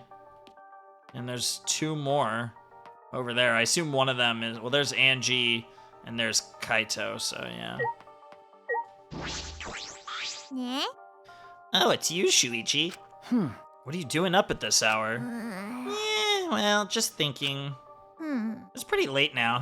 I think I'll sleep well tonight. I knew it. I knew it'd be like this. I would have had her undo my brainwashing a long time ago. Huh? Your brainwashing? Well, good night. The fuck? I mean, what was that about? She looked happier than usual. I wonder what happened. Interesting. I mean, obviously that has something to do. I mean, like the brainwashing talk sounds, I mean, that's kind of like what, I mean, that's kind of like the whole like lore that the flashback light showed us. But I wonder if she... A lot of them are happy. I wonder how many of them might have actually gained access. How many people have gained access to their shit? Are they like all like trading each other their shits so that they could trade to the next person? It's like a cycle of people trading their shit to other people so that they can get their own motive videos. Eh? Shuichi, where are you off to at this hour? Well, I have something to do. What are you doing? Oh, I was just praying to Atua, and... Just be excited for tomorrow. Yeah, everyone's happy. Even freaking Kirumi seemed weirdly happy. Huh? Tomorrow. Sayonara. Good night, Shuichi. See you tomorrow. Bye, Anara. Tomorrow, is she planning something? Everyone's cooking, it seems. Hey, Kaito. Yo! Oh, good, you came. What's wrong, Kaito? Why did you call me out here all of a sudden? I mean... See, since I was chosen as an astronaut trainee, I've trained every day, but haven't done any training here at all. At this rate, I'll get all week, so... Got it. Join me, Shuichi. Huh? What? Why me? All right. Doesn't matter, let's get started. Take off your coat. Wait. Because, you know, I punched you and, like, we have this kind of thing going. They're definitely framing a lot of this chapter around Kaito. Could be because he's gonna wind up dead. That feels like the most likely outcome with the way they're doing this, and that would play well off of how Chapter 1 ended. But I don't know. Shut up! Instead of complaining, just do 50 push-ups. Are we gonna get a shot? I don't know how it happened, but before I knew it, yeah, we totally are. Nice! I was doing push-ups with Kaito in the courtyard in the middle of the night. Let's go. Looks weird to see him without the without his like cool coat. Why do I have to do this? Now's not the time to use your head. Now's the time to move your body. I hate how cute he is. Cutest protagonist alert, like unironically. What's the matter? Slowing down already? I never do push-ups. My arms are giving out. Cute. I mean, I couldn't do 50 push-ups. I've never liked push-ups. Not like I've always preferred, you know, like sit-ups to push-ups. That's way more my speed. Hey, don't say that. The impossible is possible. All you gotta do is make it so. Sure, but you kind of have to like work to that too. What the? That logic makes no sense. It's very Kaito logic, though. Somehow I managed 50 push-ups, but my body was spent. I collapsed on the grass, panting. Jeez. That's pathetic, man. Getting tired from only 50 push-ups? Got it. Well, that's enough for now. We'll pick back up tomorrow. Oh, no. Oh, no. Now I really think he's gonna die. We're doing this again tomorrow? Huh? Well, yeah. You gotta do daily training every day, right? But... Why do I gotta do this, Kaito? I mean... Because this training's for you. Huh? The Kaede shit. Yep. When I look at you, can't help but get frustrated. I ask myself, is the one Kaede entrusted her wish to really this week? Yeah, this whole like Kaede link between the three of them, Kaito's gonna die. They're really telegraphing it, so maybe I'm wrong, but I mean, you've been holding yourself back since then, haven't you? Do you think Kaede died because you made a wrong deduction? Do you think you killed her? Well, it's like he was there. We witnessed everything, and he didn't put it together until it was too late, clearly. okay. Yes, I do, Kaito. Because of my detective work, she set up that... Dumbass. What are you saying? That was all her fault. Yeah, well, that's the thing, right? Not only is he, like, you know, blaming himself for everything, but he's also, like, deitizing Kaede, right? Like, Kaede... You know, I know I was talking about, like, her character and, you know, jerking her off a bit as well, but at the end of the day, she's a human being, and she was a flawed person. And, like, I know that you saw her as such a bright light in your life that was, you know, extinguished so quickly because of the circumstances of this situation, but also the circumstances of her actions. And that's something that, you know, despite everything, and despite, you know, eventually succeeding her first wish of pointing the finger at her, you still haven't truly accepted that Kaede's actions were Kaede's actions. They were her fault. Yes, her intentions were pure, in a sense, but her actions were her own, and you shouldn't take any blame in that. Listen up. Her sins and her regrets are hers alone. Yeah, basically what I was just saying. You'll only make her worry about you if you try to bear all those by yourself. Hell yeah. No. Yeah, and that's the worst part, is like deep down he does understand that, but he still can't help himself. Damn it! I know that already! I already know that! You don't have to tell me! But that's what he wants to see. He wants to see that fire out of you, Shuichi. But I can't help it, Kaito. I can't stop myself from thinking about what I could have done. It's no use. I'm scared. I try hard not to be, but I'm scared. I can't stop thinking about the pain and sadness that comes if I reveal the truth. That's what I'm afraid of. All right. I got it. So that's your enemy, huh? Huh? Yep. And that goes into is the little bit of backstory we do know about Shuichi, and presumably how he became the ultimate detective, and you know, he has this weird feelings of guilt about that, and he's just it's interesting right, because like it's really cool because obviously he's the second ultimate detective in Danganronpa, and Kyoko being the ultimate detective, the first, she was super cold. Like, obviously, like, she had, like, emotions and feelings and stuff, but she was a super cold person and accepted that that's kind of the life of that's kind of the path of a detective.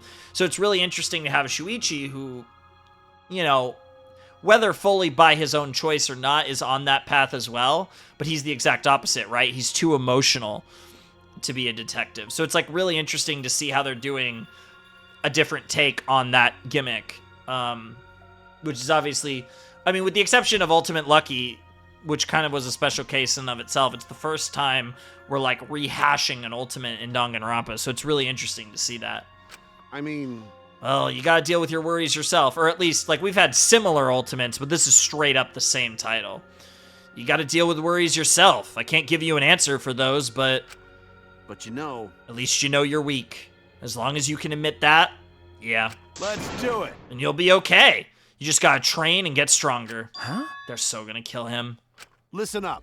Training is the only way to overcome your weakness. But In my case, getting stronger is more of a mental concept. don't worry about it. Your head and body are connected, right? At the end of the day, they're the same. Well, yeah, if you get stronger and you, like, healthier and you feel good with your body, it'll help your mind, 100%. What does that even mean? What does that even mean? He's not making any sense. But maybe that's exactly what I need right now. There's also something to that as well. Okay. All right, Kaito, I'll try. No. I mean, will you let me? I want to train with you, Kaito. To get closer to defeating my enemy. There you go, Shuichi. Love that shit. Well said. Well said, bro, but I'm strict, so you better prepare yourself. Bro, huh? That's the first time he's called me that. It's like an acknowledgement of your will. By calling you bro. It's like you're like me. But perhaps you should be training too, Kaito. You talk big for a guy that only did 20 push-ups, oh no! What? You were counting? Jeez. You even noticed that. I guess you are the ultimate detective after all. But you know, the goal was just 50 anyway. So it doesn't matter if I'm just a few short. Well, that's not fair at all. No, it's not, and that's hilarious. And thus, Kaito and I began our training regimen. I don't really know why Kaito is so concerned about me, but I suppose I could trust someone again, just this time. God damn it. I'm like internally screaming here, and almost externally as well, because he's totally gonna die. I decided to trust Kaito. I decided to trust Kaito and his craziness. Alright. I'm so tired. Heaven of Almost Hell is such a crazy title for a song. That worked out for the first time in a long while. I'm completely exhausted. But it's a good kind of exhausted. Alright, for now, sleep. I didn't have any intrusive thoughts that night. As soon as my head hit the pillow, I fell into a deep, relaxing sleep. Okay, so no. At the time, I didn't yet realize, yeah, okay, we're about to get a murder, which is why we're not going to do the Love Hotel stuff, I assume. Just how horrific it can be to trust someone in this place. Well, because they could die, but it also could be because they do something crazy. Okay. So I wonder if it's like once a chapter, maybe we do the Love Hotel stuff. They very clearly implied it's going to be more than once, though. That is terrifying, by the way. It's kind of like the Monokumas from one of the Monokuma archetypes from UDG. What are you looking at? Who are you guys? You're probably thinking this killing game is taking forever. Someone just die already. That's what you're thinking, right? Man, you guys are messed up. That's actually a really clever play, because obviously the pacing for V3 is slower than 2, which is slower than 1, right? And, it's not like by a huge amount, but they have like slowed each game down compared to the last of the main 3. And what's really interesting about that is they're playing on you as a player, right? Because you're thinking like, oh man, when's this gonna pop off? When's the next character gonna die? And then to call out the player for being so morbid and messing with you on a psychological level based on your preconceived notions of what you expect the game to be, because the game does follow a certain formula. It's really clever. It's very Danganronpa-esque writing, but I really like that. But I feel the same way too. Jeez, why won't someone just die? He's saying jeez in chapter 2 about people dying. That's crazy. Watching people live and die is really the best entertainment. Some people say, what do you think life is? Honestly, life is worthless. When you die, you are quickly forgotten because there's tons of replacements out there. I wouldn't say necessarily that you're quickly forgotten, but he's not wrong that no matter how one of one your existence was, no matter how incredible things you do, there's always someone that comes after. But if you die in a death game, everyone knows who you are. That itself is a form of happiness. Who will find happiness next? My heart's pounding with excitement. As you can see, I'm trying not to overdo the Monokuma right now because, don't want to blow up my voice. Oh boy. Presumably it's time. Potentially someone has died. We'll see. Rise and shine, Earth sign. What's wrong, guys?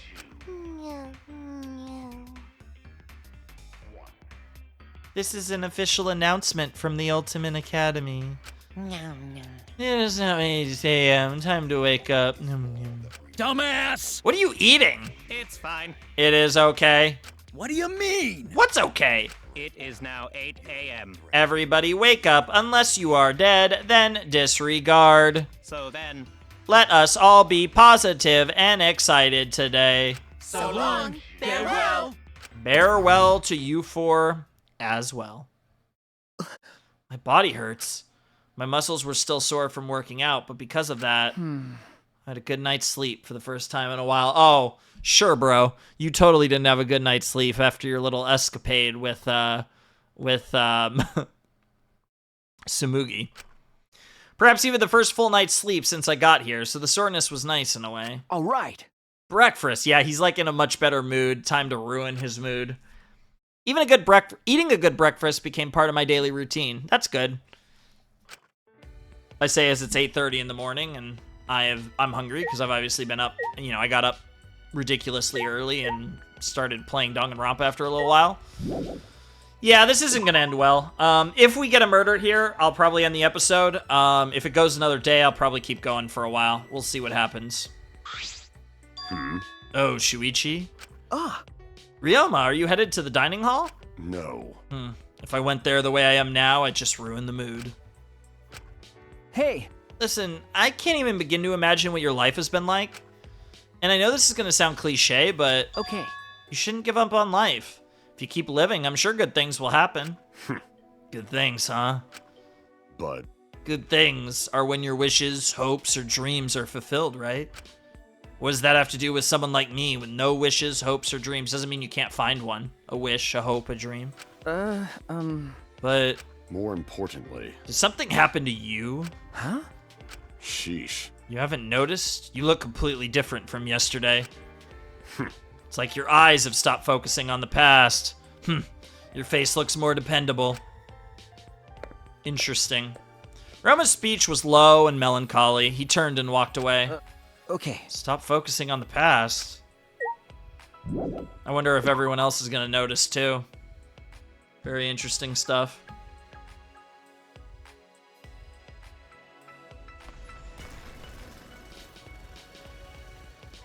Oh, look where she's hanging out.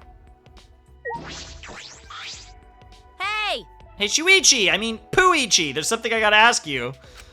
Why did she correct herself? Hmm. If ever hear about back items in casinos? Huh? Back items? What are those?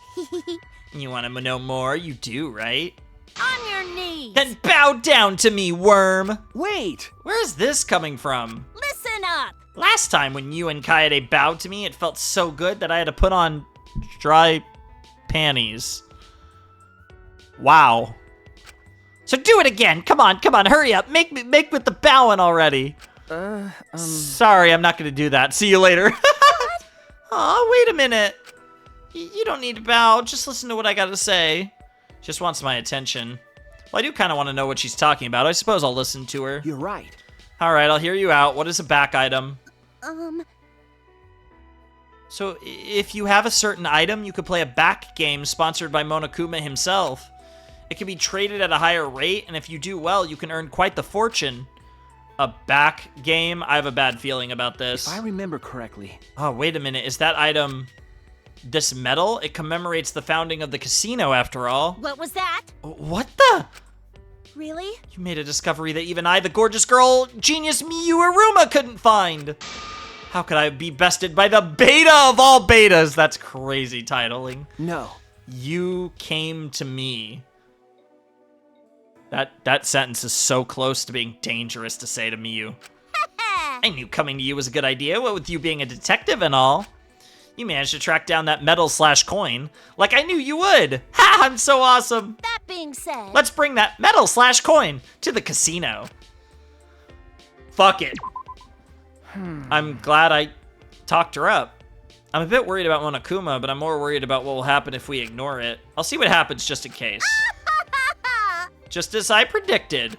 Detectives get excited for casino games, just like boys get excited for holes.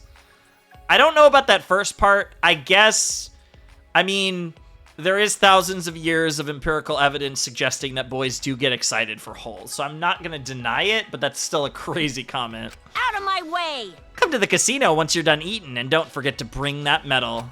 I'm gonna assume that means that we do have... Well, I guess I'll finish eating. I'm gonna assume that means we have free time. I'm hesitant, but I don't want to ignore if it has the potential to be a problem. That's okay, right? I'm gonna assume, like I said, that we're going to, that means we're gonna get one more free time session. Oh, good morning, Shuichi. Hey. Good morning, Tsumugi. Are you headed to the dining hall? Yeah. Well, not because anyone told me to or anything. I just felt like it. That reminds me. Have you gone to the casino, Shuichi? I find myself there sometimes. I've never seen most of the games they have there. Could it be? Do you think Monokuma made them? If so, I regret getting hooked on one of them. You're hooked on one, huh? It's plain to see. I'm just plain confident in my gaming skills. Would you like to play together sometime? Sure, if we get the chance.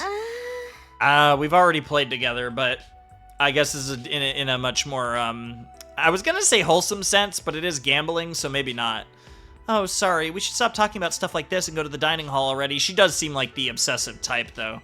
I mean, I think that goes without saying, actually, that Tsumugi's the obsessive type. I still can't get over the fact that she wanted to be the little sister. That's crazy. I'm gonna go on ahead. I'm actually half surprised that that her idea of the romance was like a stepsister, stepbrother situation, just because this game has made jokes about actual incest, so I'm a little surprised it was even that tame. Hey, Kibo. Kibo! What's up, Hope Man? Yes. Good morning. Have you seen Kokichi or Gonta? Huh? I haven't seen them. I see. I saw them earlier and they seem to be sneaking around. As I thought. I'd love for us, you know, it's so, like, Kibo being called K1-BO and being pronounced Kibo is very funny. Or K1B0, whatever it is. Obviously the name is shorter, so it's easier than Zetsubo, but that would have been even funnier if this robot in quotes was Zetsubo. Kibo's still pretty funny, but it's also funny because he looks like Makoto, kind of, and his name's Kibo. Given Kokichi's, and he's kind of got Nagito hair almost. It's too sharp, but they're Nagito hair vibes. Given Kokichi's penchant for mischief, do you think he's planning to cause more trouble?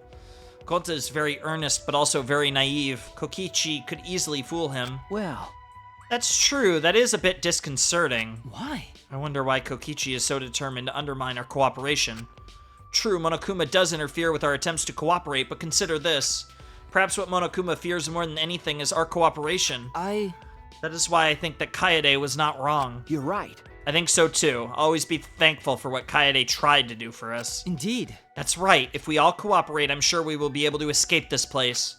If we meet every morning for breakfast, we will slowly but surely become more united. Okay. Yeah. Well then. I will go to the dining hall now. Lovely. What's next? Anyone else around, or are we just going to the dining hall? It looks like...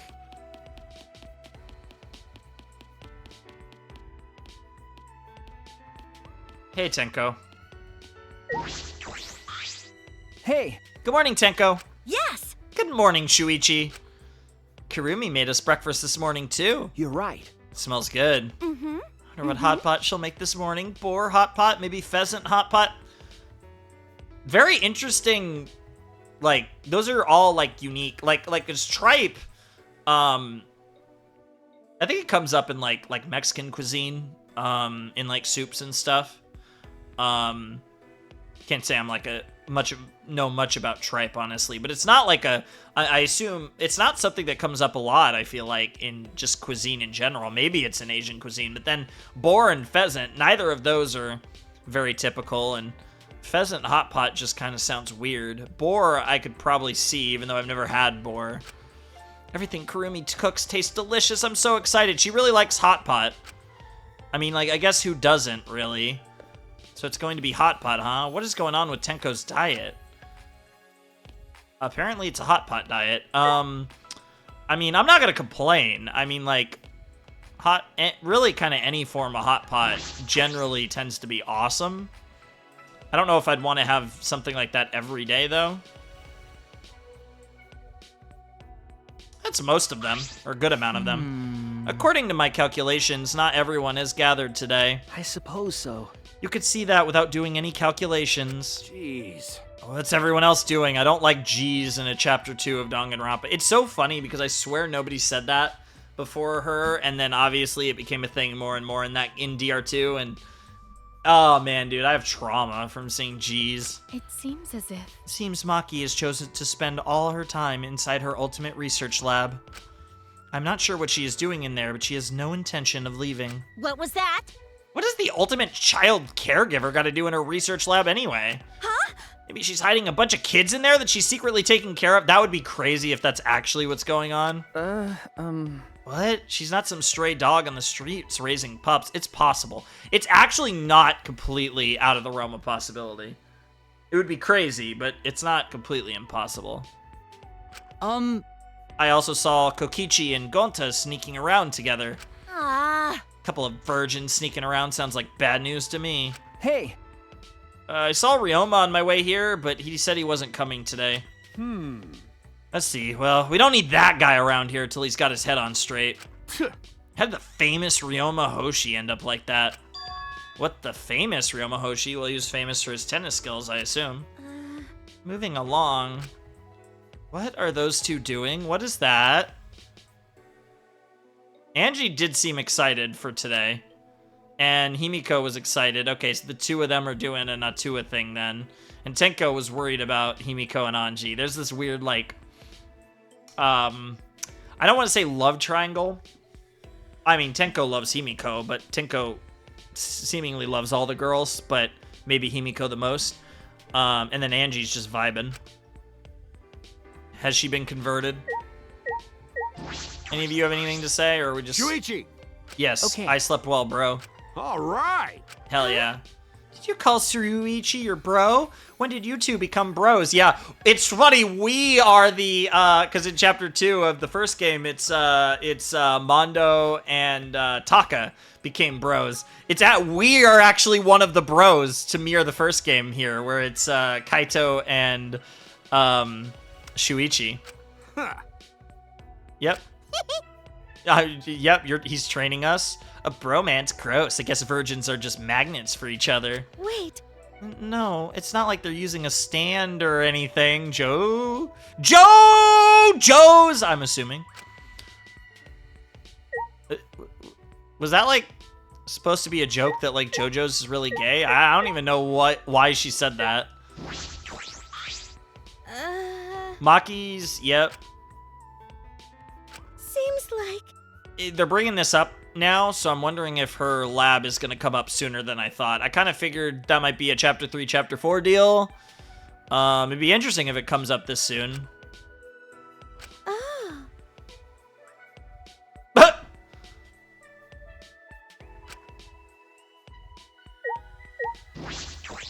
Like I said, I'm just kind of running... Yeah, we're going to get to the Himiko thing soon. I'm just kind of like going through these real quick because I don't want to, you know.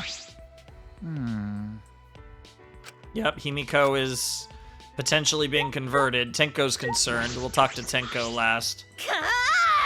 Yeah, she's worried about Kokinchi and Gonta. Did those virgins finally get so pent up that they turned on each other? See, when you say that, is it turned on each other or turned on each other? Like, honestly, which one? All of you. Yes, the two of us haven't. You're right. That's fair. Yeah, that's true as well. She doesn't speak her opinion. Safeguard Kaede's final request. That's fair. Yep. That's actually really cool. There is no shame in choosing to retreat for the sake of one's survival. Very cool. All right, let's talk to Tenko now. What's Angie doing with Himiko? What's going on? Okay, that's all we get. All right, let's go Himiko then. Hey, what are you guys doing? Prayer time. Praying to Atua, of course. Praying to Atua. Huh? You too, Himiko! Yeah, as long as I pray like this, I don't need to waste my energy on useless stuff. No matter what happens or what trouble lies ahead, my heart will be calm. I'll commit that to my memory bank. I see, it's escapism. I'll commit that to my memory banks. That's not right. No, she has merely abandoned reality to speak to Atua. That's funny as shit, because Angie does sometimes feel like she's not living in the same reality as the rest of us. Actually... That literally is escapism. I should know. I'm a fucking weeb. Oh my! Really? I didn't know that. You gotta be kidding me! Hey, Angie, when did you brainwash Himiko? On the contrary, I've undone her brainwashing. Ah, okay, that explains what Himiko said earlier. I was brainwashed before, back when I didn't feel the presence of Atua. Did Angie literally brainwash Himiko? What in the world? It seems it's too late. Unironically. Himiko! Please get a hold of yourself. You have to face reality. Please! What the fuck was that? Hey, Himiko! Himiko! Stop it. When you interrupt me, it messes up my calm heart. I remembered this nightmare reality I'm in. All my insecurities and loneliness, the pain that made me want to die. Here! Sheesh, Tenko, don't interrupt Himiko while she's praying. Then, smiling as always, Angie walked up to Himiko and...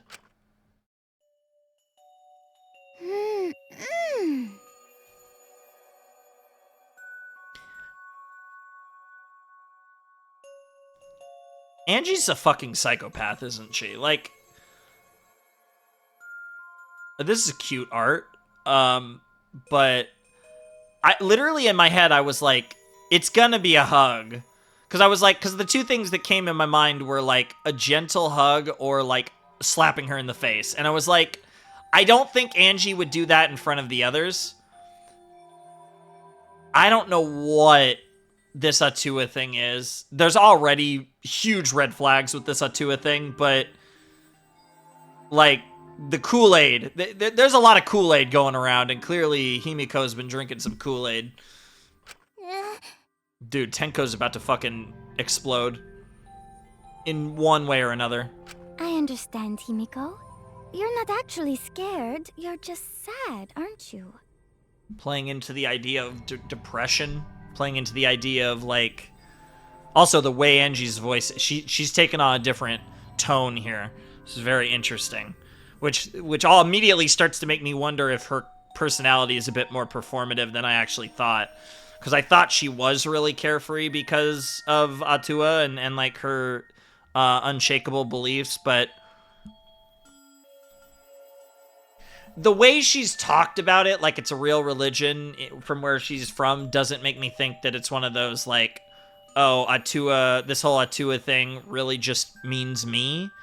I don't necessarily think it's that degree of narcissism. It's possible, but this is an interesting scene. And like I said, very cute. You feel frustrated, anxious, and worried, but you have no one to confide in, do you? Mm-hmm. It's okay. You're not alone, Himiko. Damn. It's so weird, right? Because we see her being like Angie the way we have. This is like, damn, she's kind of cooking though. Not in a good way, but she's cooking. I mean, like, she is cooking in a good way, but clearly there's ulterior motivations that she's already succeeding in because of it. I know a handsome god who is keeping a watchful eye on you. A handsome god? Atua, obviously. Oh. Yeah, what a mysterious miracle. I'm not scared anymore. Beautiful Lie is playing too. That's crazy. Thanks, be to Atua. Ah, how wonderful. It's all thanks to that handsome god. Hey! Huh? What handsome god? It is weird that she said that twice, not Atua. Wait, Himiko, you like handsome men? Why can't it be me? Get cooked! Get cooked, bitch! That's funny. That's actually really funny. You. Are you playing for the other team? Whoa! The fact that the voice clip was ew is crazy. Oh my god. Himito's gonna be like, are you gay? That's like gross as fuck. And then Tenko, literally, her heart will shatter. Oh, why is she drooling? I mean, the blush is one thing, but the drool is crazy. What are you talking about? It's nothing like that. Sure, Tenko, sure. Miss Aikido, yeah, totally, girl. Hey! That's funny. I will never forget that. Welcome to the world of girl love. It's slippery when wet. That's still like maybe the best line in Danganronpa. Shouts to my girl Ibuki. Hey Angie, what did you do to Himiko? Huh? What did I do? I did nothing. Atua just set her free. What a surprise! I did something? I did? What did I do? Yup. Ah, yes. Atua has spoken to me. I shall convey his message to everyone. Huh? Where is this conversation going? Anyway, what was Atua's message? It concerns me a little. Oh, there's... Oh, okay. Another clip, huh? Another... Yeah, it does seem a little cultish, doesn't it? Yeah, the mage, huh? Huh? Do you need to have a patron deity to use magic? That's such a weeb question to ask. I love it. No. Is that just for divine spell? Himiko seems more like the black magic type, huh? Really? Interesting. You need a demon for that. Well, if you believe in demons, you believe in gods too, right? Theoretically, maybe. It might be unimportant, but I appreciate your curiosity and I'd love to know the lore. So I'm with you, girl. I'm on your side. Addicted, huh? Oh, you're still... What the fuck? A virgin is weakest during their first time. It doesn't take much to get them off. Girl is still talking about nonsense. Yeah, Kyo's like, nice brainwashing. It seems being the ultimate artist is not Angie's only talent. Yeah, I would agree. That's crazy. What's the matter? It kind of feels like it. What? I just undid her brainwashing, that's all. But... Yeah, sure, Angie. What was that? That's rude. I'm not acting strange. This is my true self. I guess Atua's words can't reach robots. Oof. That's robophobic. That is robophobic. I agree. It'll be okay. It's okay. Atua has compassion for robots who look human. Okay. But what about robots that don't look human? What? Wow. That's funny. I think we talked to everyone except for the 2 girls in question and Kirumi. A divine message indeed. Yeah, I don't know how we verify Atua, though. There's a non-zero chance that Angie is Atua, and I mean that not in the sense that she's a god or goddess, but literally that, you know, there is no... You know what I'm saying? Like, there's not even a religion, or she's, you know, despite what she said previously, it's her religion, like she's the centerpiece of the cult. That was... I have a handsome god is watching over me, so I don't need to be scared of anything. What? Don't say that! That's a super huge death flag!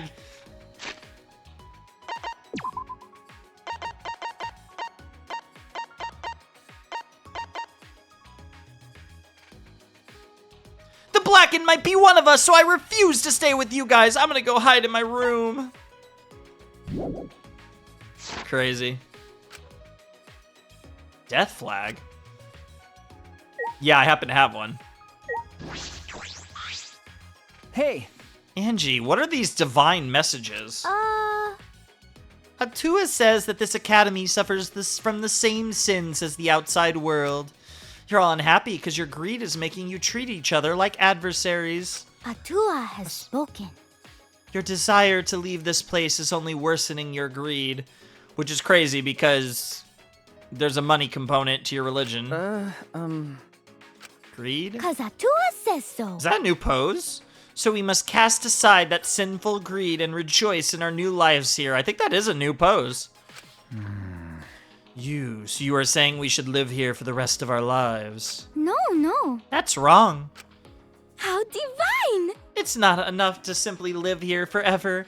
Our lives must also be full of divine purpose. I'm gonna brainwash you one by one until you all believe in Atua, our handsome god. Aren't I so handsome? I mean, what? In other words... You see? We must make this academy heaven on earth. That's a second new pose, I believe. And we can see some of her, like, chiseling tools and the like. What? And then? In doing so, our desire to leave will vanish and the killings will cease. That's... Are you being serious right now? Because... This place provides us all with shelter, food, clothing, and wonderful friends. You'll get punished. What more could you possibly desire? Do not give in to your greed, or will be punished. What? Himiko! Do you hear this nonsense? Snap out of it! Cut it out. Atua's divine messages are never wrong. Huh? What? Yep. Himiko is a good girl and a fast learner. I'm starting to like Angie a little more. I wonder why. And then? Together, we devised a truly divine plan. Finding peace party, huh? The best plan ever to help us live lives of fulfillment here. Huh? The best plan? Tell them, Himiko, be a good girl for your handsome god Atua, and definitely not me. Everyone! Make them burst with happiness. Explode with excitement. It's finally happening. Great, huh? The amazing Himiko's magic show is finally opening, and her hat goes flying, which is pretty cute. We get to see her hair. Huh? Magic show? Oh, is somebody gonna die during this magic show? Is it gonna literally be some bullshit, like the saw in half trick type shit? Don't worry, admission is free, or actually, I guess admission will just be your smiles. Over the years, my show has given many smiles to people with broken hearts. Now is the time to demonstrate my powers. With my magic. Is the only thing that can heal your twisted hearts. In our current predicaments, performing magic tricks is quite illogical. Stop it. Don't disturb my concentration. You gotta learn to read the mood already. And it's called a magic show because I do magic, not tricks. Screw your magic show. I don't get excited about that crap. You're excited about something. Wait, why? You're way too excited. How about that? And the show opens tomorrow morning. Come to the gym after the morning announcement. You guys better get excited and look forward to it with anticipation. Wow. Say, Surely you mean anticipation, or have I misunderstood the nature of this show? Well then. Himiko and I will begin the prep work, and I'm supposed to ask others to help us too. Bye, Yonara. I'm counting on you guys to help. Yeah! Bye, Anara! Farewell. Interesting. The magic show opens tomorrow morning, which is probably going to be the death. So we still have a ways to go. Man. Himiko? What happened to her? oh dear. Faith as intense as this can be quite terrifying. But There may be no cause for concern. This does not appear to be related to our motive videos. Come on, man. You're only worried about that? I'm worried. Of course, we cannot afford to take Monokuma's motives lightly. But Everyone who isn't here could be showing each other their videos, right? The fuck you just say? You mean Kokichi, Gonta, and Ryoma? No. I don't think that's it. Even with 3 people, there's a low probability of them having each other's motive videos.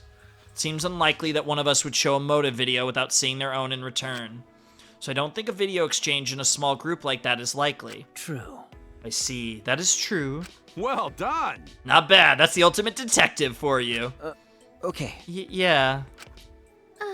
I guess we'll just have to wait and see what happens. The same goes for Angie and Himiko. Give Himiko back! What do you think? For now, let us have breakfast, shall we? I've prepared meals for everyone. Of course, I will deliver meals to those who are currently not present. Nah. You don't gotta do that. I'll eat their portions. Ah! Bro's like, I'm actually gonna do 30 push-ups tonight. Because we're level 30. We need to level up to 31. Kaito, don't push yourself too hard. After I helped the stuffed Kaito to his room, I returned to my own.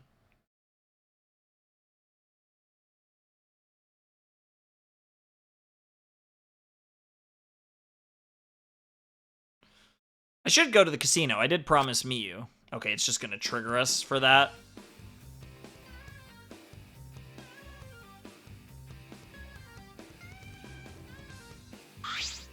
Shuichi! Wait up, Shuichi! Huh? Kokichi and Kyu and Ryoma? Ha! Fucking virgin! Looked like this pubeless virgin was eavesdropping on us. As an evil supreme leader, I can't pass up the chance to watch you win a jackpot. That's correct. Ryoma and I have just arrived as well. Yeah. This place is pretty suspicious. We'd better investigate it thoroughly. Hey! Well, we could play some secret game with Shuichi's medal, can't we?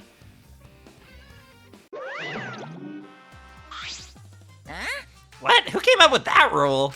Fucking moron! You, Dadoy! Who else could it be? No. But it wasn't me! The fuck you just say? Quit fucking around. I'm not playing a dumb. I never tell a lie, because bears do not lie.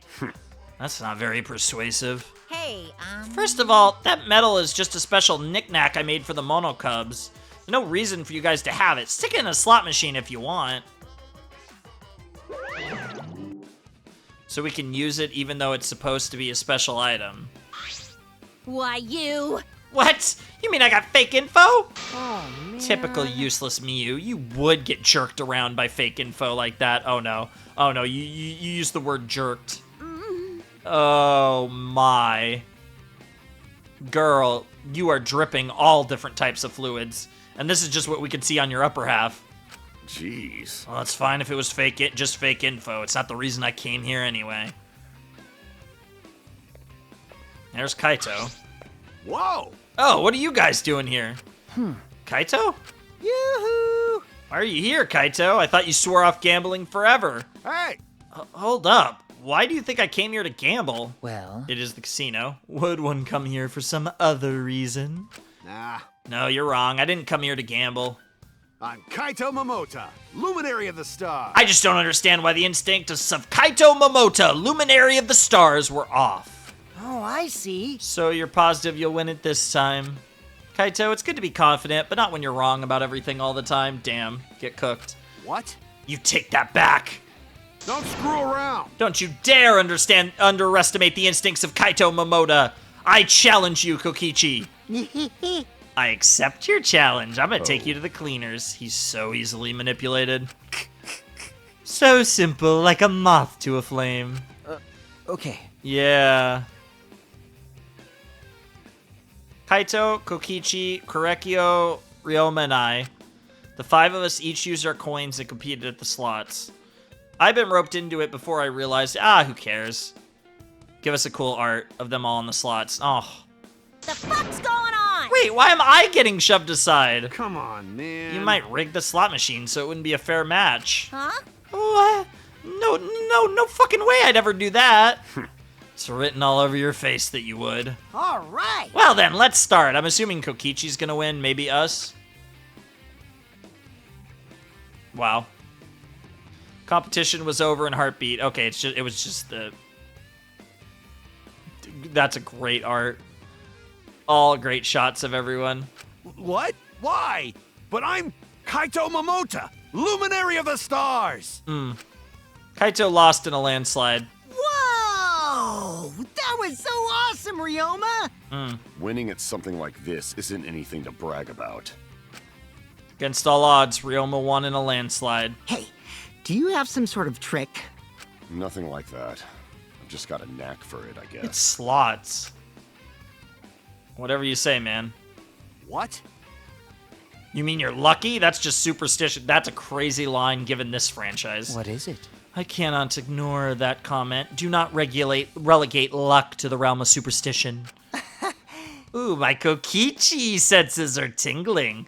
Kyo's about to give an anthropology lecture. Yes. For example, it is said that certain words or phrases will jinx a difficult challenge. This is deeply connected to the Japanese concept of kotodama, the power of words. Like saying green if you want me to go hard, or red if you want me to stop. Are you pegging us? I mean, I didn't say no. Say. Please be silent. I'm just trying to lighten up the mood. So then. Kotodama is a belief that words contain power that can influence reality itself. Speaking positive words leads to fortune, and negative words lead to misfortune. Right? Yeah, like when you rephrase a sentence so it doesn't sound as unlucky. I see. Yes, when someone facing a challenge hears negative words, they might feel it is unlucky. That feeling of misfortune may then affect their focus or motivation, yes? I see. In that case, perhaps the belief in superstition is what affects them? No. I don't let silly things like that affect me. I win simply because I'm confident in my skills. That's all it takes. Again, we're talking about slots. That's correct. Yes, and words have the power to grant or rob someone of such confidence. Words are powerful. Truth or lies may both be fired as powerfully as a bullet from a gun. Wow, I mean, Korekio just hit us with a literal Danganronpa-ism. Okay. I see. I guess you can't underestimate luck. Hey, so... Ryoma, didn't you have any pregame rituals or something? Yeah. Well, now that you mention it. When I was playing a match, if I entered the court with my right foot, it'd go well. So I did the same thing with the slot machine here. But that's it. I bet your racket bends to the right too. She never stops. Listen. Please be silent. Forever. Based. What did I do? Stop glaring at me. It was just a joke. All right. And I'll give it a try. You're so gullible, Kaito. Oh, again. Get cooked. Kaito. Yeah, please stop. Ryoma wins again! Too bad. Kokichi's having way too good of a time with this. Serves you right. Why don't you give it a tug with your other hand? What the fuck are you talking about? Also, I just have to take a moment to say how much I love, it's weird there's a rip in, Kokichi's outfit or whatever that's supposed to be, but I was just gonna say how much I love all of Miyu's outfit. Everything about it. I'm not the biggest fan of pink, but it looks good on her, obviously, but all her accessories, her boots, everything is just perfect. Luck alone doesn't produce results as consistent as these, Ryoma. Well, of course. If I was just lucky, I wouldn't be undefeated on the court. Sure. You know, Kaito, you don't have any skills when it comes to gambling. So there's skill in gambling, but they're playing slots. Shut up! My skills are suited for the universe. That's fair. That's why they don't work on gambling. I can't waste them on that. That's a funny line, though. That's why I don't gamble anymore. Sure. Yeah, I think that's for the best. Probably. I took a very depressed Kaito back to his room and then returned to mine. Oh, well, I guess we're level 31 already, so too bad. No need for anything, That was very fun. Kokichi and Gonta, Angie and Himiko, and Ryoma, and Maki too. Everyone's all over the place, but I shouldn't just leave them be. There has to be something I could do. Yes, I'm gonna do something about this. Okay, so we have another free time here. I don't know how long I've been going. And obviously I spent a little time at the beginning of the episode actually going through the deal there. So I think I'm gonna stop here. And we'll see, yeah, I'm gonna stop here. And we're gonna see what this looks like as far as the next episode goes, because obviously, you know, this is a bit of an unorthodox stopping point, I think, based on what I've done in the past.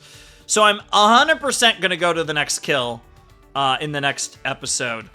I might, if we are really, if that does end up being really short, which I feel like it probably will be pretty short, then we'll probably do the investigation too. I don't know, my back's barking a little, which sometimes it does pretty well during these recordings, but also I'm really hungry, and I just don't really want to go any further, and I don't want to, like, come back a couple hours later and then record a little more. I figure we could just have, if this episode's a little shorter and the next episode's a little longer, that's perfectly fine, because I'm probably going to record the next episode later today, because obviously it's 9 o'clock in the morning right now. I'm probably going to record the next episode tonight or later in the day, and because of that, I figure, like, let's just end the episode here, do it. I know you guys will see it a week later, but yeah, I don't know. That just feels like the move. So, hope you don't mind the slightly unorthodox stopping point here, but I do think this is where we're going to part ways on this episode. Episode 7, I believe, of Danganronpa V3.